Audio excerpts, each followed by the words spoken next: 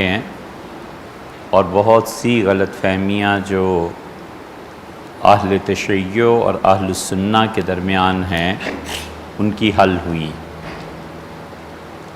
بہت طویل میسیج انہوں نے بھیجا ہے اور اس سارے میسیج کا خلاصہ یہ ہے سوال کا کہ ان کا خیال ہے کہ حضرت رسالت مآب صلی اللہ علیہ وسلم نے سیدنا علی رضی اللہ عنہ کی خلافت کا اعلان کر دیا تھا اور انہیں اپنی زبان مبارک سے امیر المومنین مقرر کر دیا تھا اور ان کے بعد گڑبڑ ہوئی ہے۔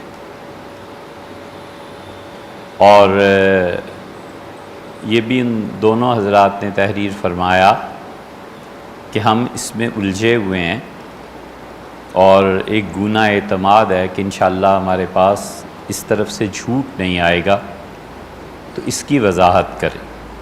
معذرت بھی کی کہ رمضان ہے اور لیکن کہ مسلسل اس پہ میسیج آتے رہے کہ اس کو ضرور کچھ نہ کچھ موقف جو اہل سنہ کا ہے وہ بتایا جائے۔ آپ جانتے ہی ہیں کہ تمام وہ مسائل جن میں امت میں تفریق زیادہ بڑھ سکتی ہے ہم اس سے بہت اجتناب کرتے ہیں، اور وجہ اس کی یہ بھی ہے کہ جو اگلی نسل ہے یہ ویسے ہی دین کی طرف نہیں آ رہے، اور ان کو اس میں الجھا دینے کا مطلب یہ ہے کہ وہ اور بھی دین سے متنفر ہو جائیں۔ کوشش یہ کرنی چاہیے کہ بنیادی تعلیمات اسلام کی، شریعت کی کوئی کہیں بھی منسلک ہے تو لگا رہے، اور اگر اس میں اخلاص ہوگا اور اللہ کے ساتھ تعلق ہوگا تو اللہ تعالیٰ یقیناً موت سے پہلے اسے صحیح راہ دکھا دے گا۔ حنزلہ پانی تھوڑا سا یا قہوہ لا دیں۔ اخلاص اتنی بڑی چیز ہے کہ وہ اگر کفر میں بھی ہو لیکن آدمی اللہ سے مانگتا رہے صحیح طرح سے تو اللہ تعالیٰ اسے گمراہی سے ضرور نکال لیتا ہے اور بچا لیتا ہے۔ یہ محض ایک سطحی بات ہے کہ ایک آدمی کہاں جائے، دیوبندی، بریلوی، اہل حدیث، شیعہ، کیا مسلک اختیار کرے۔ ہم کہتے ہیں ایک سطحی بات ہے، اس سے زیادہ کچھ نہیں۔ آج کسی جوان لڑکے اور لڑکی کو یہ مصیبت پیش آ رہی ہے کہ ان فرقوں میں سے کس کا انتخاب کرے، تو اسے سوچنا چاہیے کہ ایک طرف وہ جو بچے بڑے ہو رہے تھے وہ دیکھ رہے تھے کہ یہودیت ہے اور پورے جزیرہ عرب میں آہستہ آہستہ پھیل رہی ہے، اور اہل مکہ اور مشرکین وہ یہودیوں پر اعتبار کرتے تھے، انہیں پڑھا لکھا جانتے تھے، حتیٰ کہ حضرت رسالت مآب صلی اللہ علیہ وسلم کی تصدیق یا تردید معاذ اللہ اس کے لیے جب وہ خوب تنگ آ گئے تو انہوں نے اپنا وفد پورا بھیجا کہ یہودیوں کے ہاں جاؤ اور جا کر یہ ان سے پوچھ کے آؤ کہ واقعی اللہ کے رسول ہیں۔ گھر گھر میں جھگڑا پڑ گیا، تو مشرکین مکہ کے ذہن پہ دھاک بیٹھی ہوئی تھی کہ یہودی صاحب علم ہے۔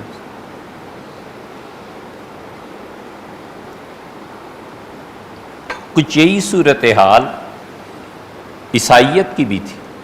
مکہ مکرمہ سے لوگ نکلے اور انہوں نے کہا حق کی تلاش میں چلو، حق کہاں؟ ایران پہنچے، انہوں نے کہا اگر یہ شرک ہی کرنا ہے تو پھر مکہ میں تھوڑی شرک کے مواقع ہیں۔ پھر وہ شام پہنچے، شام پہنچ کے بھی انہوں نے شرک دیکھا۔ شام میں انہیں راہب ملے، 3 دوست تھے جو دین حق کی تلاش میں نکلے، ان میں سے ایک عیسائی ہو گیا اور ایک نے یہودیت غالباً اختیار کر لی، اور تیسرا جو تھا اس نے عیسائی راہب سے کہا کہ اگر یہ سب کچھ گمراہیاں وہاں بھی یہودیت میں بھی تو جو دین، اور تمہارے ہاں بھی، تو جو دین ہم بچپن سے دیکھتے چلے آئے ہیں وہ کیوں غلط؟ تو راہب سمجھ گیا، اس سے کہا کہ میرا خیال ہے کہ تم حق چاہتے ہو۔ اس سے کہا ہاں میں حق چاہتا ہوں۔ ابراہیم علیہ السلام کا دین کہاں؟ اس نے کہا پھر تم چلے جاؤ مدینہ منورہ کا، کہا کہ جہاں کھجوروں کے درخت ہیں یا شام میں، تو اس نے کہا میں تو شام میں یہاں بیٹھا ہوا ہوں اور آخری نبی صلی اللہ علیہ وسلم کا انتظار کر رہا ہوں، اور تم بھی چلے جاؤ اور انہی کا انتظار کرو۔ یہ لڑکا وہاں سے نکلا اور اس نے آ کر مکہ مکرمہ میں اپنے آبائی گھر میں رہنا شروع کیا، اور یہ اس دن کے انتظار میں تھا۔ تو اب یہاں پر ان لوگوں کو مشکل نہیں پیش آتی تھی کہ ایک طرف عیسائیت ہے، ایک طرف یہودیت ہے، وہ کتاب کا دعویٰ کرتے ہیں، ان کے گرجے اور کنیسہ ہیں، دوسری طرف حضرت ابراہیم علیہ السلام کے زمانے سے لے کے اب تک بیت اللہ ہمارے پاس ہے، اور چوتھی طرف ایک آدمی کھڑا ہو گیا اور وہ تشریف لائے، ان کی اہلیہ لے کے آئیں اور کہا اپنے بھتیجے سے سنیے یہ کیا کہتا ہے۔ تو انہوں نے کہا کہ اس طرح ایک فرشتہ میرے پاس غار میں آیا تھا، تو غور سے سنتے اور دیکھتے رہے۔ وہ جوان تھے جب حق کی تلاش میں تھے، بوڑھے ہو گئے اب۔ تو انہوں نے کہا کہ ھذا الناموس الذی نزل اللہ علی موسیٰ، یہ وہی فرشتہ ہے جو حضرت موسیٰ علیہ السلام کے پاس کبھی آیا تھا، اور لیتنی اکون حیا، کاش میں زندہ ہوتا اس وقت تک جب تمہاری قوم تمہیں مکہ سے نکال دے گی۔ حضور صلی اللہ علیہ وسلم کے لیے اتنی حیران کن یہ بات تھی کہ گویا انگلی دانتوں میں چبا لی اور فرمایا کہ وہ مخرجی ہوں، مکہ والے مجھے نکالیں گے، مکہ والے مجھے یہاں سے نکال دیں گے، کیوں؟ اس نے کہا یہ فرشتہ جہاں بھی جاتا ہے نا، پھر اس آدمی کو ہجرت کرنا پڑتی ہے۔ اس نے کہا کہ لیتنی اکون جزعا، کاش مجھ میں اتنی طاقت ہوتی کہ میں آپ کو پناہ دے سکتا۔ اب اس ماحول میں جو بچہ پیدا ہوا ہوگا اسے کوئی پریشانی نہیں ہوئی ہوگی کہ ایک طرف یہودیت ہے، عیسائیت ہے، مکہ ہے، بیت اللہ حرم کے متولی ہیں، اور چوتھی طرف ایک آدمی اٹھتا ہے اور کہتا ہے لا الہ الا اللہ، یہ اکیلا آدمی ہے، جاؤں کہاں، حق کہاں؟ اس لیے ہمیشہ یہ یاد رکھنا چاہیے کہ حق کی تلاش صرف اسی زمانے کا مسئلہ نہیں ہے، یہ مسئلہ ہر دور میں رہا ہے۔ مذہب کی زمین ہمیشہ اتنی زرخیز ہوتی ہے کہ اس میں نئے نئے نظریات، نئی نئی چیزیں جنم پاتی ہیں، اور اللہ وقت کے ساتھ ساتھ باطل کو مٹا دیتا ہے اور اللہ حق کو قائم رکھتا ہے۔ شاہ ولی اللہ رحمۃ اللہ علیہ کا دور یہ قریب کا ہے، اس میں اتنی گمراہیاں پھیل گئی تھیں، اتنے فرقے بن گئے تھے، رسول شاہی فرقہ بن گیا تھا، ایک اور تھے نمود انمود کا تو اپنے نام بھی نہیں شاید سنا ہوگا۔ وہ نمود انمود والے عجیب لوگ تھے، ان کا پیر بیعت بھی کرتا تھا، مرید بھی تھے، سارے نمود انمود کے وظیفے پڑھتے تھے، پھر انہوں نے کتاب بھی بنا لی، بادشاہ وقت آ کے بیعت ہو گیا۔ آج کوئی جانتا ہے نمود انمود کون تھے؟ حضرت شاہ ولی اللہ صاحب رحمۃ اللہ علیہ چند میل کے فاصلے پہ وہاں صرف ملنے کے لیے گیا، اور حضرت اپنی جائے نماز پہ بیٹھے تھے، ایک طرف خود تشریف فرما ہوئے، دوسری طرف اس بادشاہ کو بٹھایا اور بات چیت کی۔ بیعت کے لیے جب وہ گیا ہے وہاں تو دلی والے تو پاگل ہو گئے کہ بادشاہ سلامت، اور نمود انمود اور رسول شاہی لٹا دیتے تھے آدمی کو، بادشاہ کو بھی لٹا دیا، کپڑے اتار دیے سر سے پاؤں تک، اب وہ اس طرح چلا رہے ہیں، شیو کر رہے ہیں اور پانی ڈال رہے ہیں، اور کہتے ہیں موتو قبل ان تموتو، سارے نعرے لگا موتو قبل ان، موتو قبل ان تموتو، مرنے سے پہلے مر جاؤ، مرنے سے پہلے مر جاؤ، بادشاہ بھی کہہ رہا ہے مرنے سے پہلے مر جاؤ، مرنے سے پہلے مر جاؤ۔ یہ سارے تماشے ہو رہے ہیں، اور اللہ کی حکمت ہے اللہ نے سب کو مٹا دیا۔ شاہ ولی اللہ رحمۃ اللہ علیہ آج بھی زندہ ہیں، یہ اسی طرح باطل فرقے بنا کرتے ہیں، مٹ جایا کرتے ہیں۔ جو نظریات باطل افراد اور جتھے اور گروہ پیش کرتے ہیں وہ آہستہ آہستہ وقت کے ساتھ ختم ہوتا ہے۔ اللہ نے فرمایا اما الزبط فیذهب جفا، اور جو پانی پر جھاگ ہوتا ہے نا، اس جھاگ کو ہم خشک کر دیتے۔ اما ما ينفع الناس، اور جو چیز نفع دینے والی ہوتی ہے فیمکث، اللہ نے کہا ہم اسے برقرار رکھتے ہیں۔ یہ اللہ کی عادت ہے، اللہ کی سنت ہے، کبھی اس فرقہ واریت اور ان چیزوں سے نہیں گھبرانا چاہیے۔ اگر زیادہ ہی پریشانی ہو جائے، بڑی سمپل بات ہے، اللہ سے دعا مانگنی چاہیے کہ اللہ جہاں حق ہے مجھے وہاں لے جا، بس چھٹی۔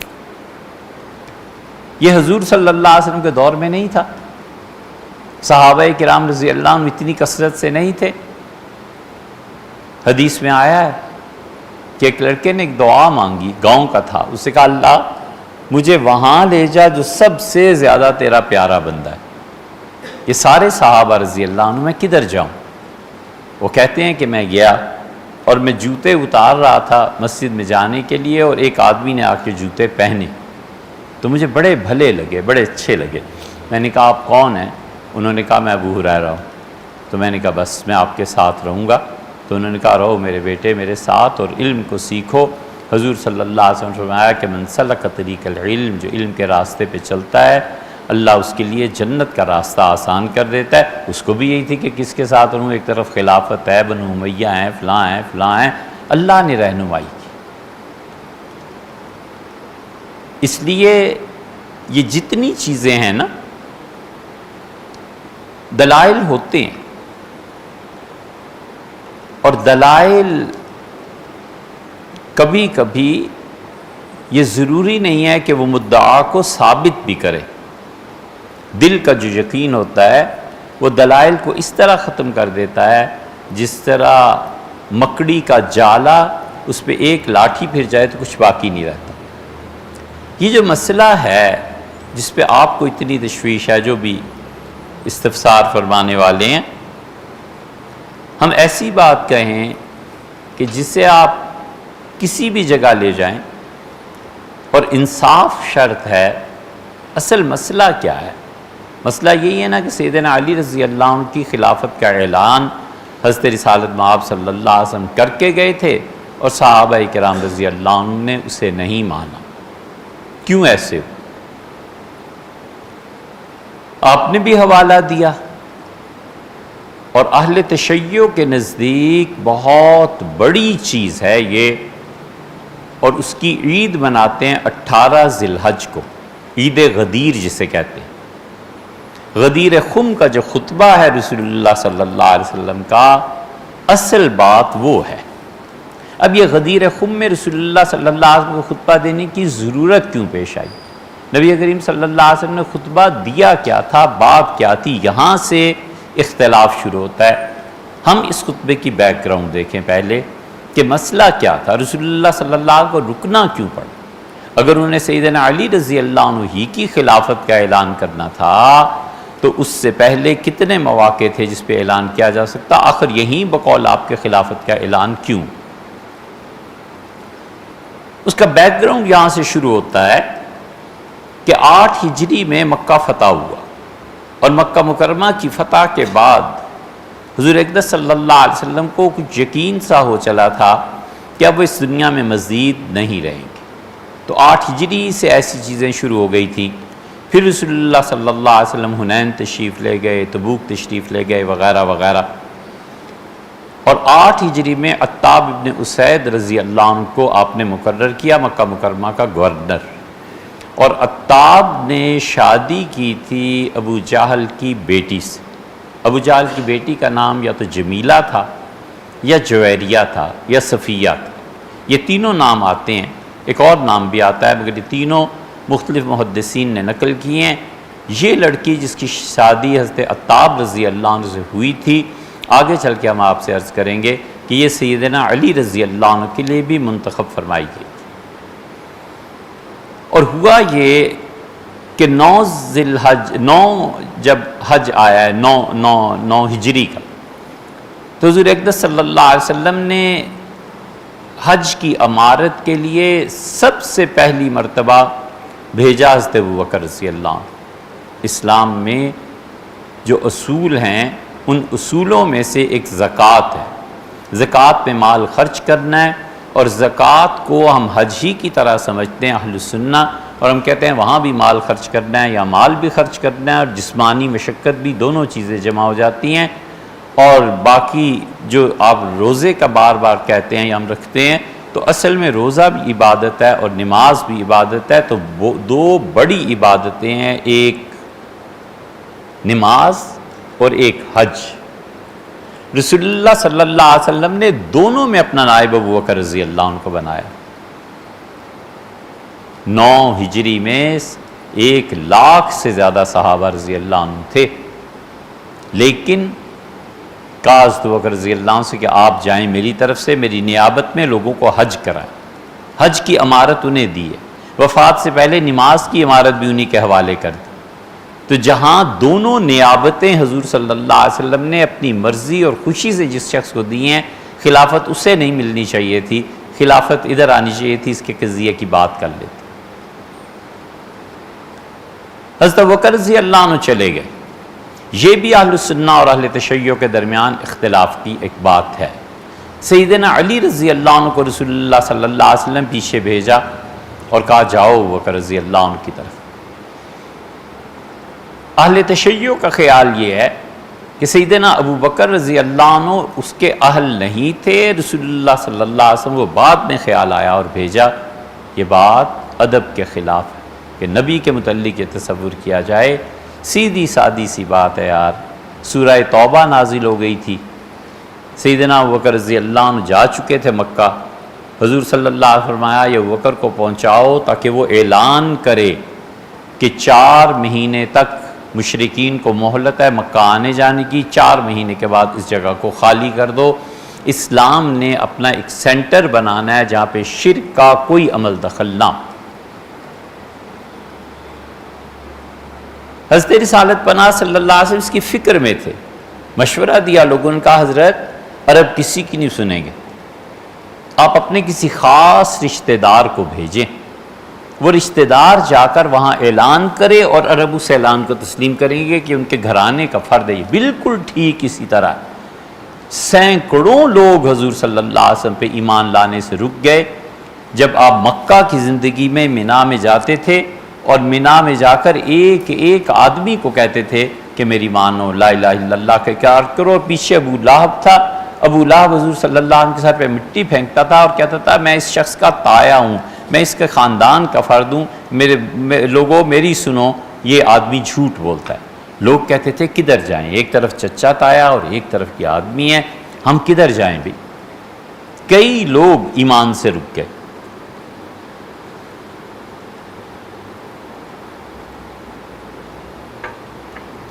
کئی لوگ ایمان سے رک گئے۔ یہ چیز پیش آئی ہے۔ حضور صلی اللہ علیہ وسلم نے سیدنا علی رضی اللہ عنہ کو 40 آیات دے کے بھیجا، اور یہ ہے فراست۔ جب وہ پہنچے ہیں تو حضرت ابوبکر رضی اللہ عنہ سے ملے ہیں، انہوں نے پہلا جملہ یہ فرمایا کہ امیر انت مامور، آپ امارت کے لیے تشریف لائے ہیں، میں آپ کے تابع ہو جاؤں، یا آپ میرے تابع ہیں اور میں آپ کا امیر ہوں؟ ان کا حضرت میں آپ کا مامور ہوں، آپ میرے امیر ہیں۔ یہ اعلان ہے حضور صلی اللہ علیہ وسلم نے بھیجا۔ 9 ہجری ایسے گزری۔ 10 ہجری جب آئی ہے تو حضرت صلی اللہ علیہ وسلم کو شعبان میں ہی اندازہ ہو گیا تھا کہ بس اب آخری سال۔ پھر رمضان جو 10 ہجری کا آیا ہے، جبریل امین نے آپ سے قرآن سنا ایک بار، پھر انہوں نے سنایا ایک بار، پھر آپ سے کہا مجھے سنائیں دوسری بار، پھر آپ نے سنا جبریل امین سے 2 بار۔ تو رسول اللہ صلی اللہ علیہ وسلم سمجھ گئے کہ بس یہ اب آخری سال ہے۔ 2 مرتبہ ہم دونوں نے ایک دوسرے سے سنا ہے۔ اعتکاف فرماتے تھے 10 دن کا، اس سال آخری 10 ہجری میں 20 دن کا رمضان میں اعتکاف فرمایا ہے۔ یا تو رسول اللہ صلی اللہ علیہ وسلم نے یہ بدر کی قضا کی ہے کہ 17 کو بدر ہوئی تھی، 3 دن رسول اللہ صلی اللہ علیہ وسلم وہاں رکے تو 20 ہو گئی تھی، 20 کے بعد آنے کا جو وقت تھا 2 یا بعض مورخین کے نزدیک 3 دن لگ گئے تھے، تو 22 23 رمضان کو رسول اللہ صلی اللہ علیہ وسلم پہنچے ہیں، اور آپ ایک صحابی رضی اللہ عنہ تھے ان کی قبر پہ گئے، اور ایک اپنی بیٹی رقیہ رضی اللہ عنہ کی قبر پہ گئے۔ ان کا انتقال آپ کی غیر موجودگی میں ہو گیا تھا، اسی لیے سیدنا عثمان رضی اللہ عنہ کو آپ نے چھوڑ دیا تھا، اور آپ نے فرمایا تھا میری بیٹی کی تیمارداری کرتے رہو۔ اور عثمان رضی اللہ عنہ کی یہ خصوصیت ہے کہ نہ وہ بدر میں شامل تھے نہ وہ حدیبیہ میں شامل تھے، اس کے باوجود رسول اللہ صلی اللہ علیہ وسلم نے بدر میں بھی عثمان رضی اللہ عنہ کو حصہ دیا ہے، اور حدیبیہ میں تو کمال کر دیا ہے کہ اپنا ایک ہاتھ دوسرے ہاتھ پہ رکھ کے کہا کہ دیکھو یہ عثمان کے ہاتھ نے میرے ہاتھ پہ بیعت کر لیا، اپنے ہاتھ کو عثمان رضی اللہ عنہ کا ہاتھ قرار دیا۔ اس لیے جو لوگ حضرت عثمان رضی اللہ عنہ پہ خیانت کا الزام لگاتے ہیں نا کہ مالی طور پر وہ درست نہیں رہے تھے، انہیں سوچ لینا چاہیے وہ اس ہاتھ پر الزام لگا رہے ہیں جو ہاتھ رسول اللہ صلی اللہ علیہ وسلم نے اپنا قرار دیا تھا۔ ایسی رہنی چاہیے۔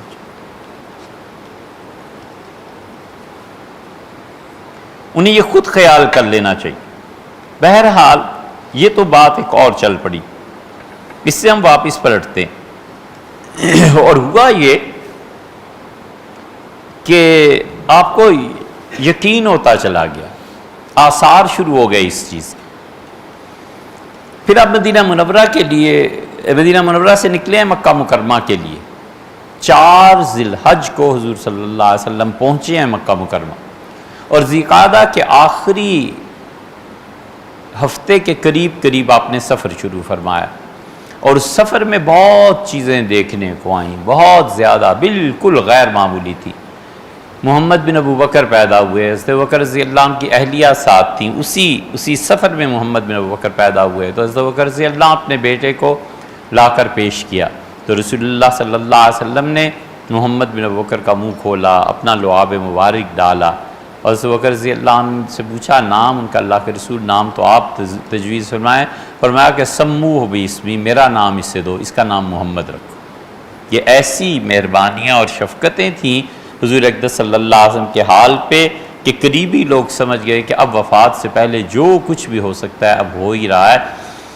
جدھر گئے، اچھا یہ وادی کون سی ہے، اچھا اس کا یہ نام بدل دو، یہ گاؤں کون سا ہے، اچھا اس کا نام بدل دو، اچھا یہ گاؤں کون سا ہے، اس کا نام بدل دو، یہاں تک کہ 4 ذی الحج کو رسول اللہ صلی اللہ علیہ وسلم پہنچے ہیں مکہ مکرمہ، اور مکہ مکرمہ پہنچ کے آپ نے عمرہ کی ہے، اور عمرے کے بعد آپ نے ہمارے نزدیک، حنفی فقہا کے نزدیک آپ نے احرام نہیں کھولا، اس لیے کہ رسول اللہ صلی اللہ علیہ وسلم کا یہ حج قران کا تھا۔ 4 دن آپ رہے ہیں مکہ مکرمہ، 8 ہو گئے، اور 9ویں دن رسول اللہ صلی اللہ علیہ وسلم نے آگے مینار وغیرہ وغیرہ 8 کو تشریف لے گئے، پھر 5 نمازیں، پھر باقی جو کچھ حج میں ہوتا ہے۔ ان 4 دنوں میں سیدنا علی رضی اللہ عنہ آ گئے، اور سیدنا علی رضی اللہ عنہ کے آنے کا قصہ یہ ہے، یہ سارے متفق ہیں، اہل تشیع بھی، ہم بھی، سب متفق ہیں اس بات پہ کہ یمن جب فتح ہوا ہے تو رسول اللہ صلی اللہ علیہ وسلم نے یمن کی تقسیم کی ہے۔ 9 ہجری میں عیسائی آئے تھے یمن سے حضور صلی اللہ علیہ وسلم سے مقابلہ، مناظرہ کرنے کے لیے کہ حق پہ کون ہے۔ ایک بھائی حکمران تھا، دوسرا بھائی مفتی اعظم تھا، دین بھی اپنے ہاتھ میں، دنیا بھی اپنے ہاتھ میں، یہ دونوں آئے، اور مسجد نبوی میں اس عیسائی وفد نے قیام کیا۔ رسول اللہ صلی اللہ علیہ وسلم پوچھا گیا کہ جو عیسائی آئے ہیں کہاں ٹھہریں گے، آپ نے فرمایا مسجد نبوی میں۔ لوگوں نے کہا اللہ کے رسول یہ تو بتوں کی پوجا کرتے ہیں۔ حضور صلی اللہ علیہ وسلم نے فرمایا چھوڑو تم اس بات کو، مسجد نبوی میں ٹھہراؤ۔ یہ مسجد نبوی میں بیٹھ کے انہوں نے بتوں کی پوجا کی۔ صحابہ رضی اللہ عنہ میں کھلبلی مچ گئی، ان کا اللہ کے رسول شرک ہو رہا ہے مسجد نبوی میں، مسجد تو ناپاک ہوگی۔ حضور صلی اللہ علیہ وسلم خود تشریف لائے اور زمین کو دیکھ کے بار بار فرمایا کہ ناپاکی ذرا مجھے بھی دکھاؤ، کہاں ہے ناپاکی۔ پھر آگے گئے، فرمایا کہاں ہے ناپاکی، پھر سمجھایا اور کہا وہ ناپاکی عقیدے کی ہے، اور یہ ہمارے مہمان ہیں۔ یہ وسعت ظرفی تھی۔ اب بات چیت شروع ہوئی، خلاصہ اس ساری گفتگو کا یہ ہے کہ اللہ تعالیٰ نے آیات نازل فرمائی سورہ آل عمران کی۔ اللہ نے کہا ان سے کہو کہ اگر تمہیں اتنا ہی شوق ہے نا باتوں کا، بحث مباحثے کا، تو تم اپنے عورتوں کو بلاؤ، میں اپنی عورتوں کو بلاتا ہوں، تم اپنے بیٹوں کو بلاؤ، ہم اپنے بیٹوں کو بلاتے ہیں، خود بھی آؤ میں بھی آتا ہوں، ثم نبتہل، پھر ہم دونوں ایک میدان میں جمع ہو کے رو کے اللہ سے دعا مانگتے ہیں کہ اللہ ہم دونوں میں سے جو جھوٹا ہے نا خدایا اس پہ لعنت برسا۔ حضور صلی اللہ علیہ وسلم اس چیلنج کو دیا، اور جب ان تک پہنچا تو بادشاہ جو تھا وہ تیار ہو گیا یمن کا، بھائی تیار نہیں ہوا۔ اس سے کہا سیدنا مسیح علیہ السلام کا انکار ہمارے نبی کا ہوا تھا، یہودیوں نے کیا تھا بنی اسرائیل میں، ہمیشہ کے لیے خدا کی لعنت پڑ گئی، یہ سچا نبی ہے، اس کے انکار سے کیوں عیسائیت کو ڈبوتے ہو بھائی، لعنت پڑ جائے گی ہم پہ بھی۔ اس نے کہا اگر سچا ہے تو مان کیوں نہیں دیتے؟ اس کا مانو گے تو تمہاری بادشاہت جائے گی اور ہمارا جو عہدہ ہے یہ بھی چلا جائے گا۔ تو انہوں نے کہا پھر اس کے کیا کریں؟ اس نے کہا انہیں قبول کر لو۔ معاہدہ طے پایا کہ نجران عیسائی رسول اللہ صلی اللہ علیہ وسلم کے تابع رہیں گے، معاہدے کی تحریر کے لیے رسول اللہ صلی اللہ علیہ وسلم نے بلایا سیدنا علی رضی اللہ عنہ، اور اس پہ گواہی پڑھی سیدنا عمر رضی اللہ عنہ کی۔ حضرت عمر رضی اللہ عنہ کے زمانے میں پھر یہ معاہدہ آیا تھا، پھر تجدید، پھر عیسائی پھر اس معاہدے کو لے کے آئے تھے سیدنا علی رضی اللہ عنہ کے پاس کہ اس معاہدے کو یہاں سے منسوخ کر دیں۔ انہوں نے کہا یہ میری تحریر ہے، اور تم جانتے ہو امیر المومنین سیدنا عمر رضی اللہ عنہ کو الراشد، وہ صحیح راہ پہ چلنے والے تھے، البار، بہت اللہ کے نیک بندے تھے۔ عمر نے جو کچھ لکھ دیا ہے ختم ہو گیا، علی سے نہیں مٹائے گا۔ یہ معاہدہ ہوا اور یمن 5 حصوں میں تقسیم ہو گیا۔ رسول اللہ صلی اللہ علیہ وسلم نے معاذ بن جبل رضی اللہ عنہ کو بھیجا ایک حصے میں، ایک جگہ ابو سفیان رضی اللہ عنہ کو بھیجا، ابو موسیٰ اشعری رضی اللہ عنہ کا نام آتا ہے انہیں بھیجا، خالد ابن ولید رضی اللہ عنہ کو بھیجا، اور سیدنا علی رضی اللہ عنہ کو بھیجا۔ خالد ابن ولید رضی اللہ عنہ جہاں گئے ہیں وہاں انہوں نے انکار کر دیا۔ خالد رضی اللہ عنہ پھر دعوت دی کہ جنگ کر لو، آذان ہوئی، پھر وہ رک گئے۔ الغرض وہاں پہ جھڑپ ہوئی ہے، اور خالد رضی اللہ عنہ میں جو فوج کا ایک معاملہ ہے، وہ جو اللہ کی تلوار تھی، وہاں پہ لڑائی اور یہ چیزیں ہوئیں۔ مکہ مکرمہ جب اطلاع پہنچی تو حضرت رسالت مآب صلی اللہ علیہ وسلم نے سیدنا علی رضی اللہ عنہ کو بھیجا اور کہا علی جاؤ انہیں اسلام کی دعوت دو، اور انہیں یہ بتانا کہ خالد کی وجہ سے جو تمہارا نقصان ہوا ہے ہم اس پہ معذرت کا بھی اظہار کرتے ہیں، اور میں اس کی پوری ذمہ داری اٹھاتا ہوں کہ میں اس نقصان کو پورا کر دوں گا، تم اللہ کے دین میں آ جاؤ، خالد کی غلطی ہے ہم مانتے۔ سیدنا علی رضی اللہ عنہ کو یہ بھی فرمایا اور یہ بھی فرمایا کہ علی جاؤ اور وہاں دیکھنا کہ اگر لڑائی ہو جائے تو تم امیر ہو گئے، خالد تمہارا مامور ہو جائے گا، خالد تمہارے تابع آ جائیں گے۔ اور تیسری بات فرمائی کہ علی مقدمے آئیں گے فیصلے کرنے۔ سیدنا علی رضی اللہ عنہ کہتے ہیں سیدنا علی رضی اللہ عنہ کی کل عمر کتنی تھی؟ حضور صلی اللہ علیہ وسلم کا انتقال ہوا ہے تو تقریباً 30 برس کے تو تھے۔ حضور صلی اللہ علیہ وسلم جب نبوت کا ارشاد فرمایا تو اس وقت 9-10 سال ان کی عمر تھی، اور 23 سال رسول اللہ صلی اللہ علیہ وسلم رہے، تو زیادہ سے زیادہ کیا 32 سال عمر ہوگی، 33 برس عمر ہوگی، اس سے زیادہ تو نہیں تھی۔ انہوں نے کہا اللہ کے رسول مجھے اس کم عمری میں آپ بھیج رہے ہیں اور فیصلے آئیں گے، یہ میں کیسے فیصلے کروں گا؟ تو حضور صلی اللہ علیہ وسلم فرمایا اللہ علی کو فیصلے کرنے کی توفیق بخش، اور اللہ علی کو صحیح راہ پہ رکھ۔ سیدنا علی رضی اللہ عنہ کہتے ہیں میرے سینے پہ ہاتھ رکھا رسول اللہ صلی اللہ علیہ وسلم، اس کا جاؤ، میں چلا گیا۔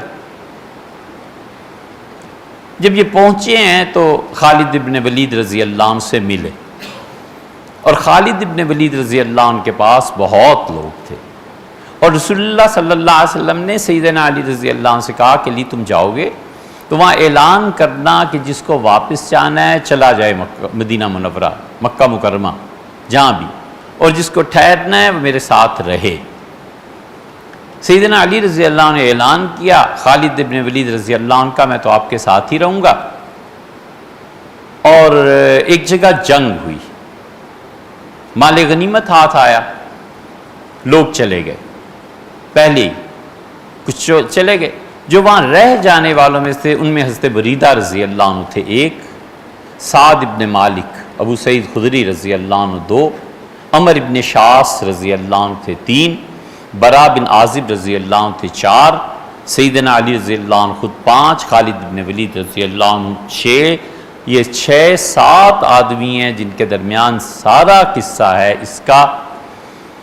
اور جب مال غنیمت آیا تو قاعدے اور اصول کے مطابق تقسیم ہونی تھی، یا پھر یہ جنگ کہیں پہلے ہوئی تھی اور مال غنیمت کے لیے رسول اللہ صلی اللہ علیہ وسلم کو یمن والوں نے لکھا کہ فَإِنَّ لِلَّهِ خُمُسُ، 10ویں پارے کی جو پہلی آیت ہے کہ 5واں حصہ، تو اللہ کے رسول جو 5واں حصہ آپ کا ہے اس کو لینے کے لیے آپ بھیجئے کسی کو۔ رسول اللہ صلی اللہ علیہ وسلم 5واں حصہ بھی تقسیم ہی فرمانا تھا، اس لیے سیدنا علی رضی اللہ عنہ کو بھیجا۔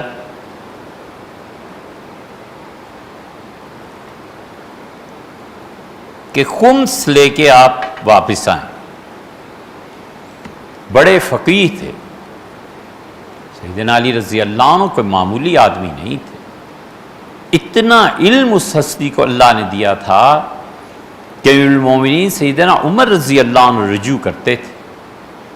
کئی مواقع ایسے آئے جب انہوں نے ران اپنی پہ بار بار ہاتھ حضرت عمر رضی اللہ عنہ مارا، فرمایا قضیۃ ولا ابا حسن لہا، اتنی مشکل چیز، اتنا مشکل مرحلہ پیش آ گیا، حسن تمہارے والد کہاں گئے؟ حسن اپنے والد کو بلاؤ۔ اور سیدنا علی رضی اللہ عنہ نے سیدنا عمر رضی اللہ عنہ کے خلاف فیصلے دیے ہیں کہ حضرت یہ نہیں، یہ بات ہے۔ حضرت عمر رضی اللہ عنہ کو غصہ بھی ایک دو مقامات پہ آیا کہ یہ فتویٰ کیسا تم نے دیا ہے؟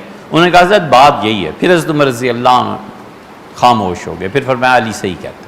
ایک جگہ تو سیدنا عمر رضی اللہ عنہ یہاں تک کہا کہ اگرچہ تم سب میرے حق میں بات کر رہے ہو، لیکن میرا خیال ہے مجھے علی کی بات ماننی چاہیے، احتیاط اسی میں۔ لمبے قصے، موقع نہیں اور وقت بھی نہیں۔ سیدنا علی رضی اللہ عنہ نے ان سارے صحابہ کرام رضی اللہ عنہ کی موجودگی میں اس مال غنیمت میں جو باندیاں آئی تھیں، ایک خوبصورت لڑکی کو اپنے لیے پسند کیا، اسے خیمے میں لے گئے۔ خالد بن ولید بھی بیٹھے ہوئے تھے، برا بن عازب بھی تھے، اور حضرت بریدہ رضی اللہ عنہ بھی تھے۔ انہیں یہ بات ناگوار گزری، اور وہ صبح جب نماز کے لیے اٹھے تو انہوں نے دیکھا سیدنا علی رضی اللہ عنہ کے خیمے سے پانی بہہ رہا تھا۔ تو بریدہ رضی اللہ عنہ نے کہا یہ کیا ہے، تم دیکھ رہے ہو؟ انہوں نے کہا خالد رضی اللہ عنہ دیکھ تو رہا ہوں، یہ علی کیا کر رہے ہیں؟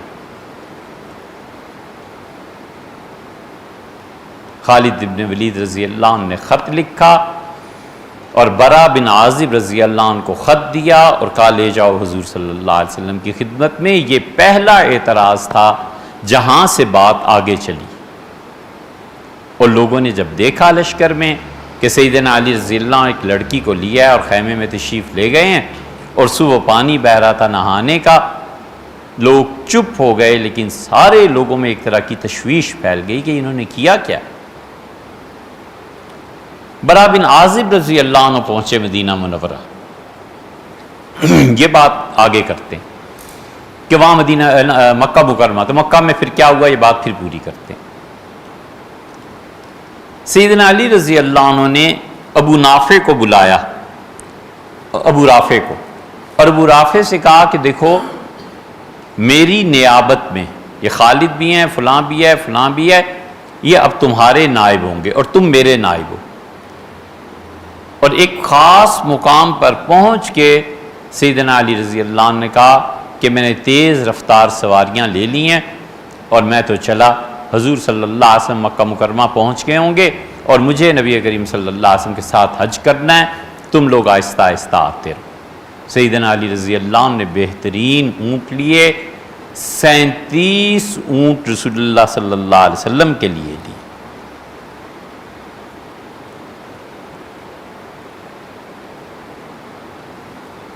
اور تیز رفتار سواریاں لی۔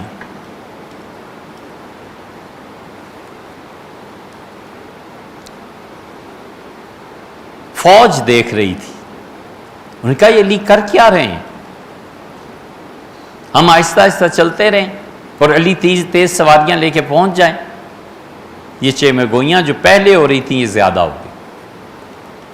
سیدنا علی رضی اللہ عنہ پہنچے، حضور صلی اللہ علیہ وسلم مقام ابراہیم پر تشریف فرما تھے، اور سیدنا علی رضی اللہ عنہ ملے، حضور صلی اللہ علیہ وسلم نے گلے لگایا اور فرمایا بتاؤ۔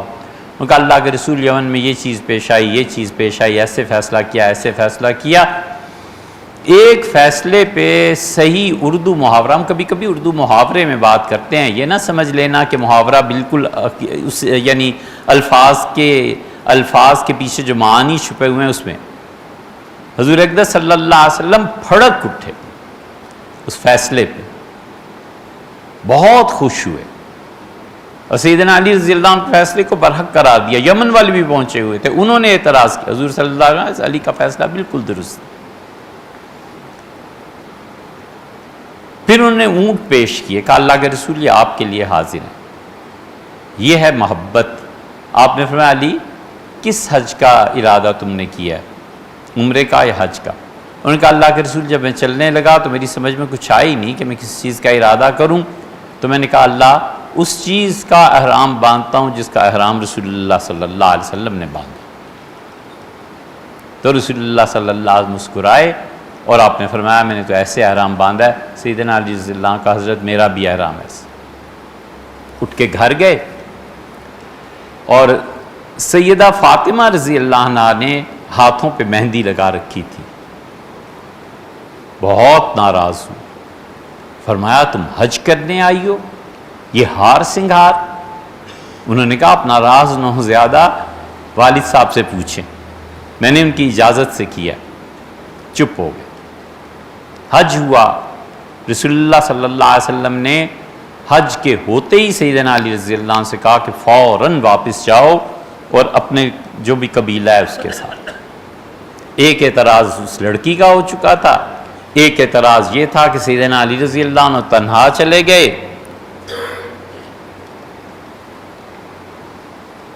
اور ابو سعید رضی اللہ عنہ کہتے تھے، ابو سعید خدری رضی اللہ عنہ کا اصل نام سعد ابن مالک ہے، وہ کہتے ہیں کہ میں نے ان سے جب جا رہے تھے تو کہا کہ حضرت یہ جتنے اونٹ مال غنیمت میں ملے ہیں اور جنہیں حضور صلی اللہ علیہ وسلم کی خدمت میں پیش کرنا ہے یہ بڑے صحت مند اور توانا ہیں،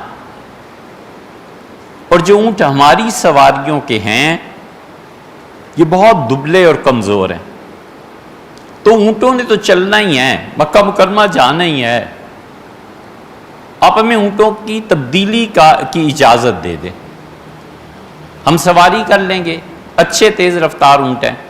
سیدنا علی رضی اللہ عنہ کا بالکل کوئی اونٹ استعمال نہیں ہوگا جب تک کہ یہ رسول اللہ صلی اللہ علیہ وسلم فیصلہ نہ کرے۔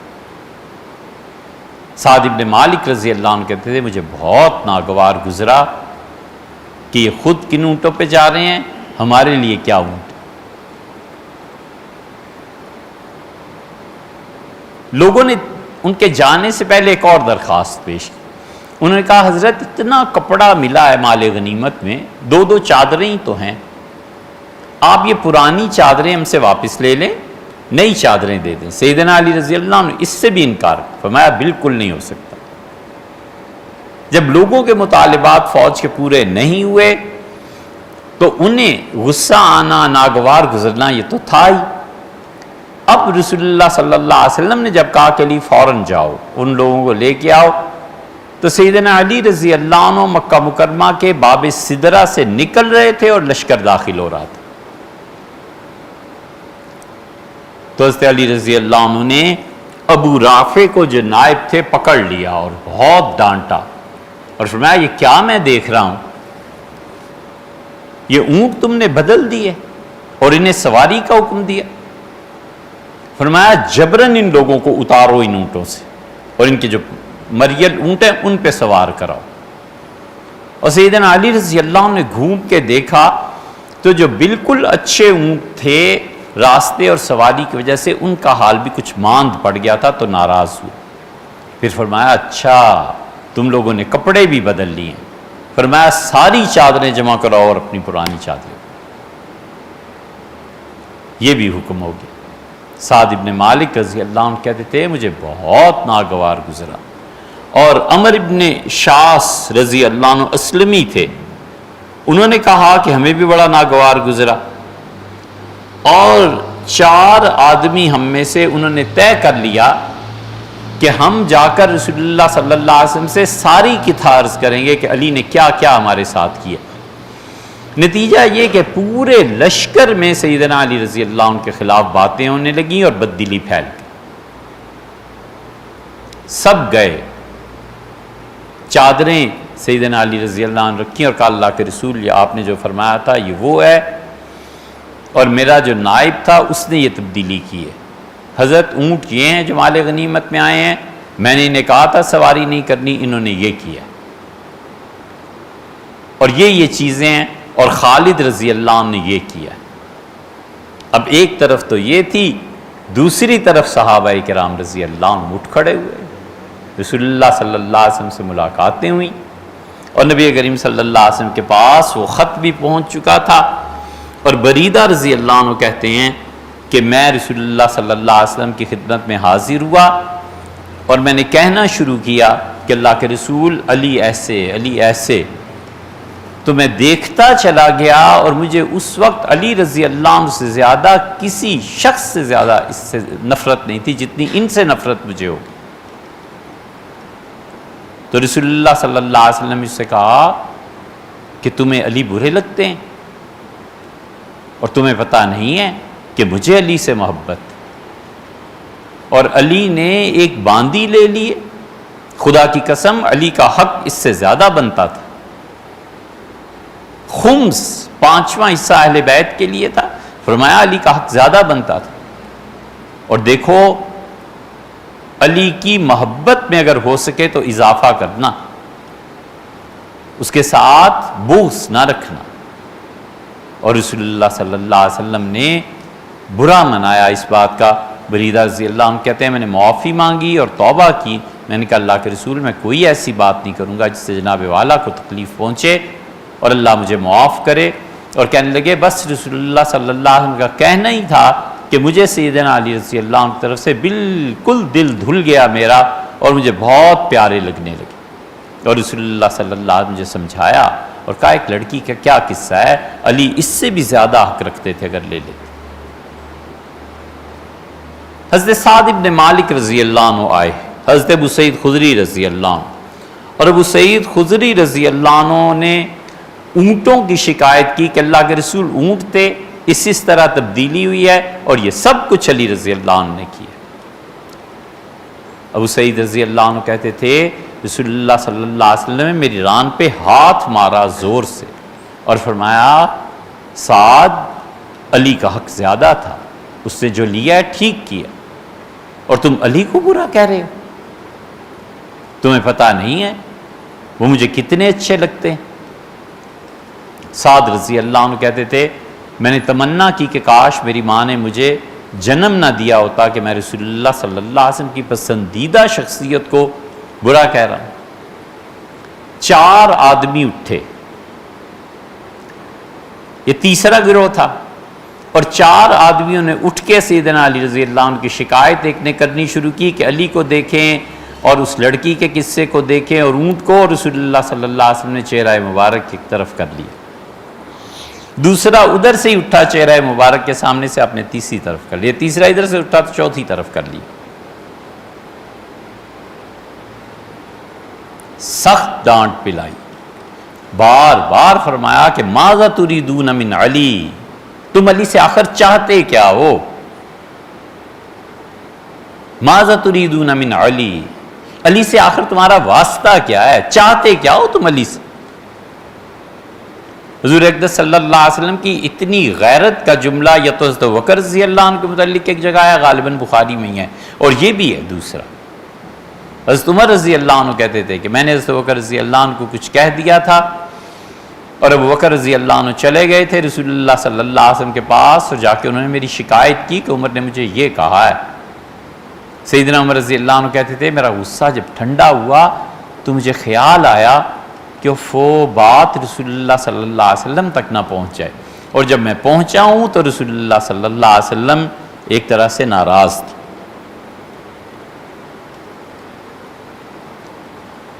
کمال کا جملہ کا فرمایا عمر فَهَلْ أَنْتُمْ تَارِكُوا لِي، اگر ابو بکر سے کوئی غلطی ہو گئی ہے تو کیا اسے میری وجہ سے بھی معاف نہیں کیا جا سکتا؟ کمال کا جملہ، فَهَلْ أَنْتُمْ تَارِكُوا لِي، کیا میری وجہ سے بھی ابو بکر کو نہیں چھوڑا جا سکتا؟ کیا میری وجہ سے، یعنی میرا اس کا اتنا تعلق ہے کہ میرے تعلق کی وجہ سے بھی ابو بکر رضی اللہ عنہ کو معاف نہیں کیا جا سکتا؟ ایک وہ غیرت تھی، ایک یہاں ماذا تریدون من، تم کیا ہے، تم تمہیں چاہیے کیا علی سے،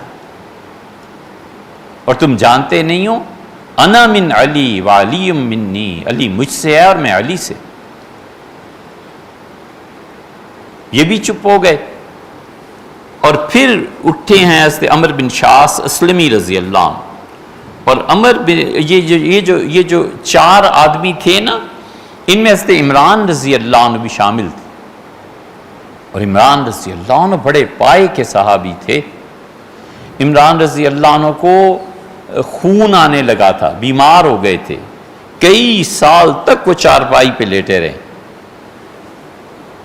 اور لوگ کہتے ہیں کہ اتنا خون کبھی کبھی آتا تھا کہ ہم چارپائی کے درمیان کا حصہ کاٹ کے اس کے نیچے فرش پہ سہنک رکھ دیتے تھے۔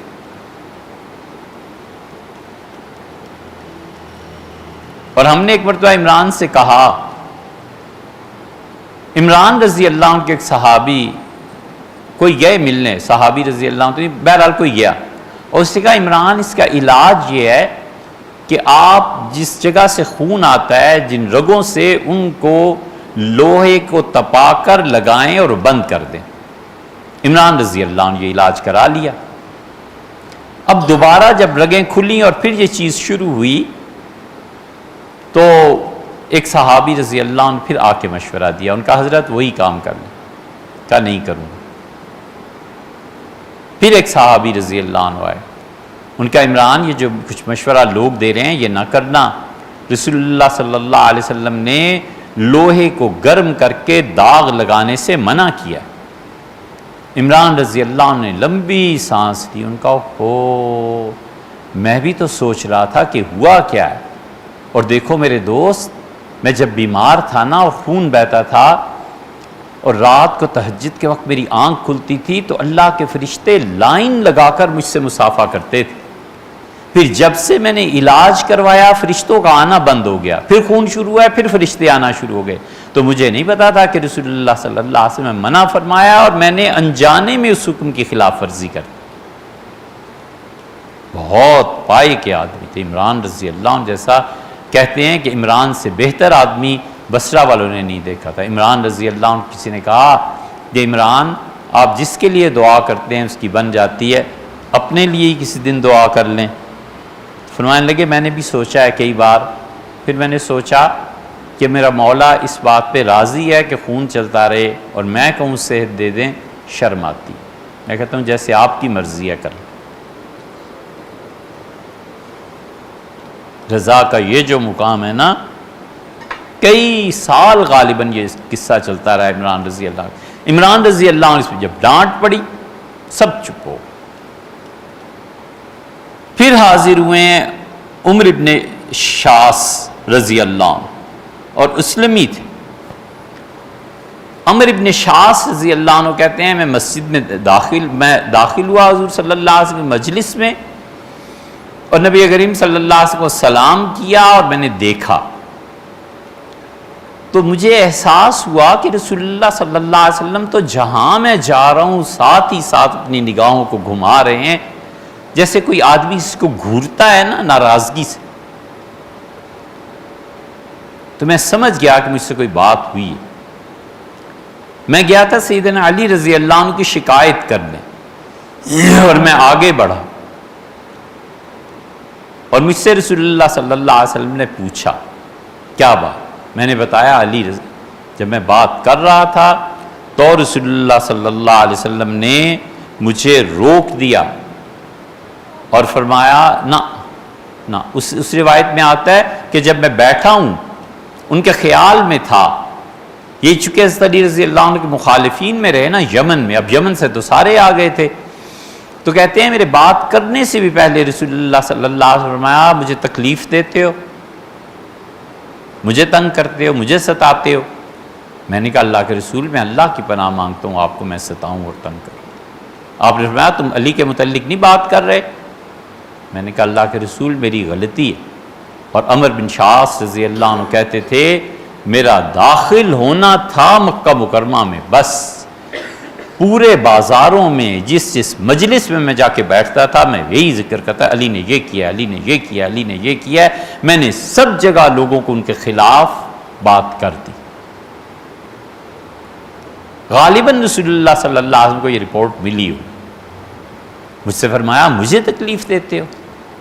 میں نے کہا اللہ کے رسول نہیں، اب تمہیں پتہ نہیں جو چیز علی کو تنگ کرے گی مجھے بھی تنگ کرے گی، جو اسے ستائے گا مجھے ستائے گا، اور جو مجھے علی کو تکلیف دے گا نا وہ مجھے تکلیف دے گا۔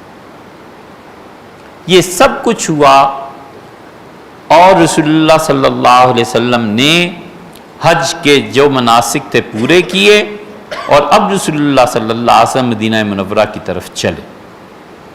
اور مدینہ منورہ کی طرف آپ جب چلیں تو روایات مختلف ہیں۔ اس آخری حج میں رسول اللہ صلی اللہ علیہ وسلم کے ساتھ 1,00,000 سے زیادہ صحابہ کرام رضی اللہ عنہ تھے، اور بہت شفقتیں رہی ہیں رسول اللہ صلی اللہ علیہ وسلم کی سیدنا علی رضی اللہ عنہ کے حال پہ، اسامہ کے حال پہ۔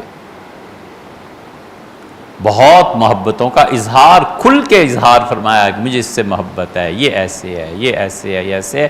وفات میں اب 3-4 مہینے ہی تو رہ گئے تھے، یہاں تک فرمایا کہ مجھے دیکھ لو، اور تم میں سے بہت سے صحابہ رضی اللہ عنہ جنت میں جائیں گے، مجھے نہیں دیکھ سکیں گے، تم مجھے وہاں بھی نہیں دیکھ سکو۔ اسامہ رضی اللہ عنہ سے بہت، عرفات میں حضور صلی اللہ علیہ وسلم کی سواری اٹھی ہے، سیدنا عمر رضی اللہ عنہ کہتے تھے لائن لگ گئی لوگوں کی، اور لوگوں نے سواریاں اٹھا لیں اور پیدل چلنے لگے۔ حضور صلی اللہ علیہ وسلم سے پوچھا کہ اسامہ کا؟ ہم نے کہا اسامہ کسی کام سے گئے ہیں۔ آپ رک گئے، 1,00,000 کے قریب آدمی رک گئے، سواریاں رک گئے۔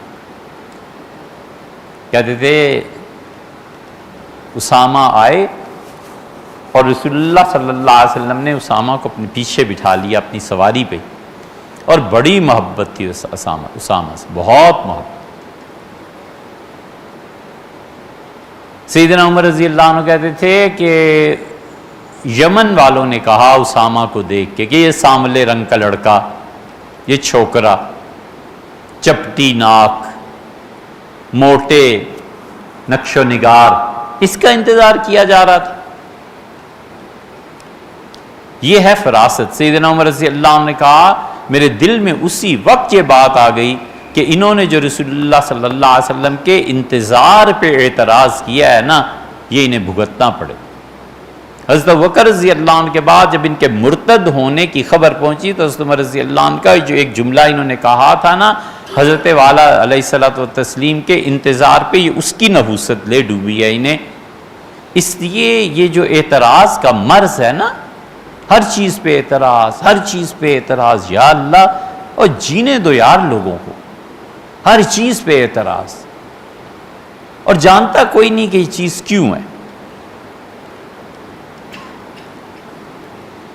یاد رکھو اللہ نے فطرت میں یہ اصول جو طے کیے ہیں ہم نہیں سے بدل سکتے۔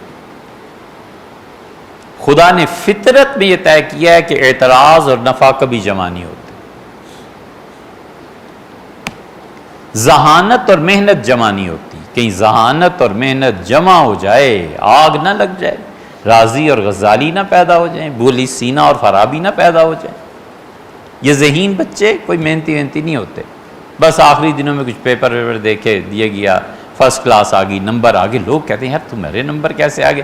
ذہین تھا نا، محنتی نے، محنت اور ذہانت جمع ہو جائے تو کمال ہو جائے۔ اسی طرح اعتراض اور نفع جمع نہیں ہوتا۔ اب روز جائے اور اعتراض کرے کہ تمہارے یہاں کا دودھ خراب ہوتا ہے، پانی ملا ہوا ہوتا ہے، ایسا ہوتا ہے ایسا، وہ ایک دن کہے گا نا آخر کہ یار کہیں اور سے لے لیا کرو، چھوڑو میری جان۔ آگے چلتے ہیں، لیکن ایک جملہ کہہ دوں وہ آپ خود ہی سمجھ جائیں گے کہ حسن اور وفا جمع نہیں ہوتے۔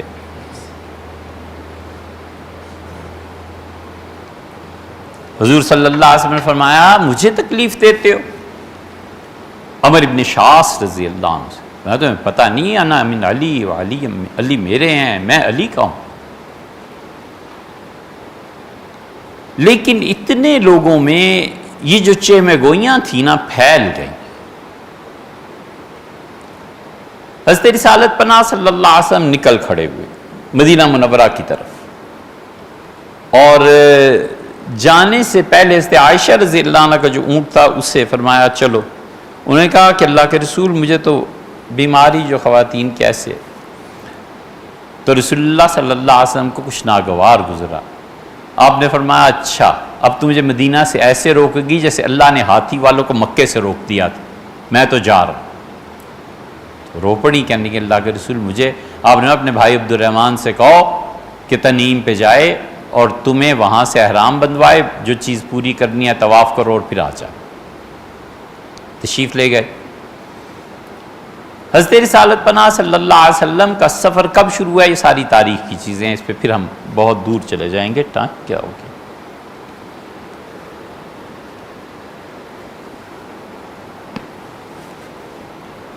گھنا جنگل تھا، بہت درخت تھے۔ 18 ذی الحج کو رسول اللہ صلی اللہ علیہ وسلم اس گھنے جنگل میں پہنچے۔ لمبے درخت، گھنے سائے۔ ظہر کی نماز سے پہلے آپ نے فرمایا کہ میرے لیے ان گھنے درختوں کے سائے میں جگہ صاف کرو، میں نے نماز پڑھانی ہے ظہر کی اور لوگوں کو آ جائے۔ جتنے ہزاروں کے حساب سے صحابہ کرام رضی اللہ عنہ تھے سب جگہ صاف کرنے میں لگے، اور حضرت رسالت پناہ صلی اللہ علیہ وسلم نے ظہر کی نماز پڑھائی، اور ظہر کی نماز پڑھا کے اب رسول اللہ صلی اللہ علیہ وسلم کی یہ سیاست، یہ حکمت عملی تھی۔ جانتے تھے نا کہ علی کو اللہ نے امت میں کتنا بڑا مقام دینا ہے، یا علی رضی اللہ عنہ پہ اعتراضات، کل مجھ پہ اعتراض ہو جائیں گے، ایمان غارت کوئی کر بیٹھے گا۔ یہ ساری چیزیں سوچ سمجھ کے حضور صلی اللہ علیہ وسلم کھڑے ہوئے اور خطبہ دیا۔ یہ ہے غدیر خم۔ 18 ذی الحج کو عید غدیر جو اہل تشیع مناتے ہیں وہ یہی چیز۔ خطبہ جو رسول اللہ صلی اللہ علیہ وسلم کا ہے غدیر کا، وہ یہی چیز ہے۔ اسی کے متعلق اہل تشیع کی سب سے مضبوط جو دلائل ہیں سیدنا علی رضی اللہ عنہ کی خلافت بلا فصل، یہ ان کی اذان میں بھی آتا ہے نا، بعض لوگ پڑھتے ہیں، یہ الگ بات ہے کہ علی ولی اللہ وصی رسول اللہ و خلیفتہ بلا فصل، کس کی گواہی دیتے ہیں کہ سیدنا علی رضی اللہ عنہ رسول اللہ صلی اللہ علیہ وسلم کے وصی تھے۔ نبی کریم صلی اللہ علیہ وسلم نے وصیت کی تھی کہ میرے بعد خلافت تمہاری ہے۔ اللہ کے ولی ہیں علی رضی اللہ عنہ۔ وخلیفتہ بلا فصل، اور اصل میں حضور صلی اللہ علیہ وسلم کے بعد بغیر کسی وقفے کے علی خلیفہ ہیں۔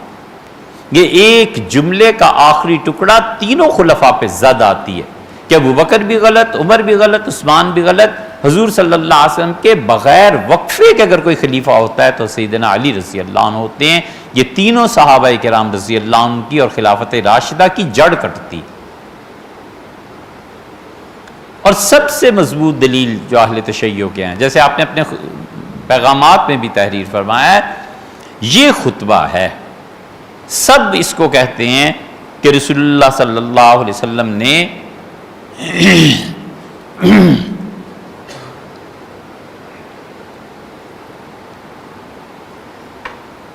یہ اعلان کیا ہے۔ وہ کہتے ہیں خلافت یہیں دے دی تھی۔ لٹریچر، کتابوں کی کتابیں اس خطبے پہ لکھی گئی۔ حضرت رسالت پناہ صلی اللہ علیہ وسلم کھڑے ہوئے اور آپ نے کہا لوگوں، میں تم سب لوگوں کو اپنی جان سے پیارا لگتا ہوں یا نہیں؟ صحابہ کرام رضی اللہ عنہ سر جھکا دوں کہ اللہ کے رسول آپ ہمیں اپنی جان سے پیارے لگتے۔ آپ نے فرمایا تم میں سے ایک ایک آدمی مجھے اپنی جان سے زیادہ پیارا سمجھتا ہے یا نہیں؟ صحابہ رضی اللہ عنہ کہ اللہ کے رسول ہم میں ایک ایک آدمی، آپ سچ فرماتے ہیں، جان قربان کر دے آپ۔ آپ نے فرمایا سنو، اور ہاتھ پکڑا سیدنا علی رضی اللہ عنہ کی، بڑا شرف ہے ان کے لیے، اور بلند فرمایا، اور رسول اللہ صلی اللہ علیہ وسلم نے فرمایا من کنت مولا فعلی مولا، میں جس کا مولا ہوں نا علی اس کے مولا۔ اللہم والمم والاہو، اللہ جو علی سے محبت کرے اس سے محبت کر، وعادمن عاداہو، اور اللہ برباد کر اس شخص کو جو علی کو برباد کرے، علی کی دشمنی اختیار کر۔ آپ نے فرمایا میں تم سب کا دوست اور آقا ہوں، مولا بمانے آقا کے ہم کر رہے ہیں، میں جس کا آقا ہوں علی اس کے آقا ہیں۔ سب سے پہلا آدمی جو اٹھا ہے رسول اللہ صلی اللہ علیہ وسلم کے اعلان کے بعد، سیدنا عمر رضی اللہ عنہ اٹھے، انہوں نے جا کے سیدنا علی رضی اللہ عنہ کو گلے لگایا، ملے اور کہا ہنی لک، علی اللہ مبارک کرے، اصبحت و امسیت، اب تو صبح و شام زندگی اس حال میں گزارو گے کہ ہم سب کے دلوں میں تمہاری محبت ہے، علی آپ میرے لیے بڑے محبوب ہیں، حضور صلی اللہ علیہ وسلم نے فرمایا آقا ہے۔ ایسے ہی نہیں تھا یہ، سیدنا عمر رضی اللہ عنہ ان چیزوں کا بڑا لحاظ کرتے تھے۔ آخری لشکر رسول اللہ صلی اللہ علیہ وسلم نے اسامہ رضی اللہ عنہ کو بھیجا تھا نا، حضرت عمر رضی اللہ عنہ، اسامہ اتنے چھوٹے تھے، حضرت عمر رضی اللہ عنہ کہیں بیٹھے ہوئے دیکھتے تھے، گزرتے تھے، سلام کرتے تھے تو کہتے تھے السلام علیکم ایھا الامیر، ہمارے امیر اللہ کی سلامتی ہو۔ تو کسی نے پوچھا یہ امیر کہاں سے؟ کہنے لگے تمہیں پتہ نہیں رسول اللہ صلی اللہ علیہ وسلم نے ہمارا امیر بنایا تھا۔ سیدنا علی رضی اللہ عنہ کے پاس سے گزرتے تھے تو کہتے تھے علی آپ تو مولا ہیں ہمارے، یہی چیز تھی۔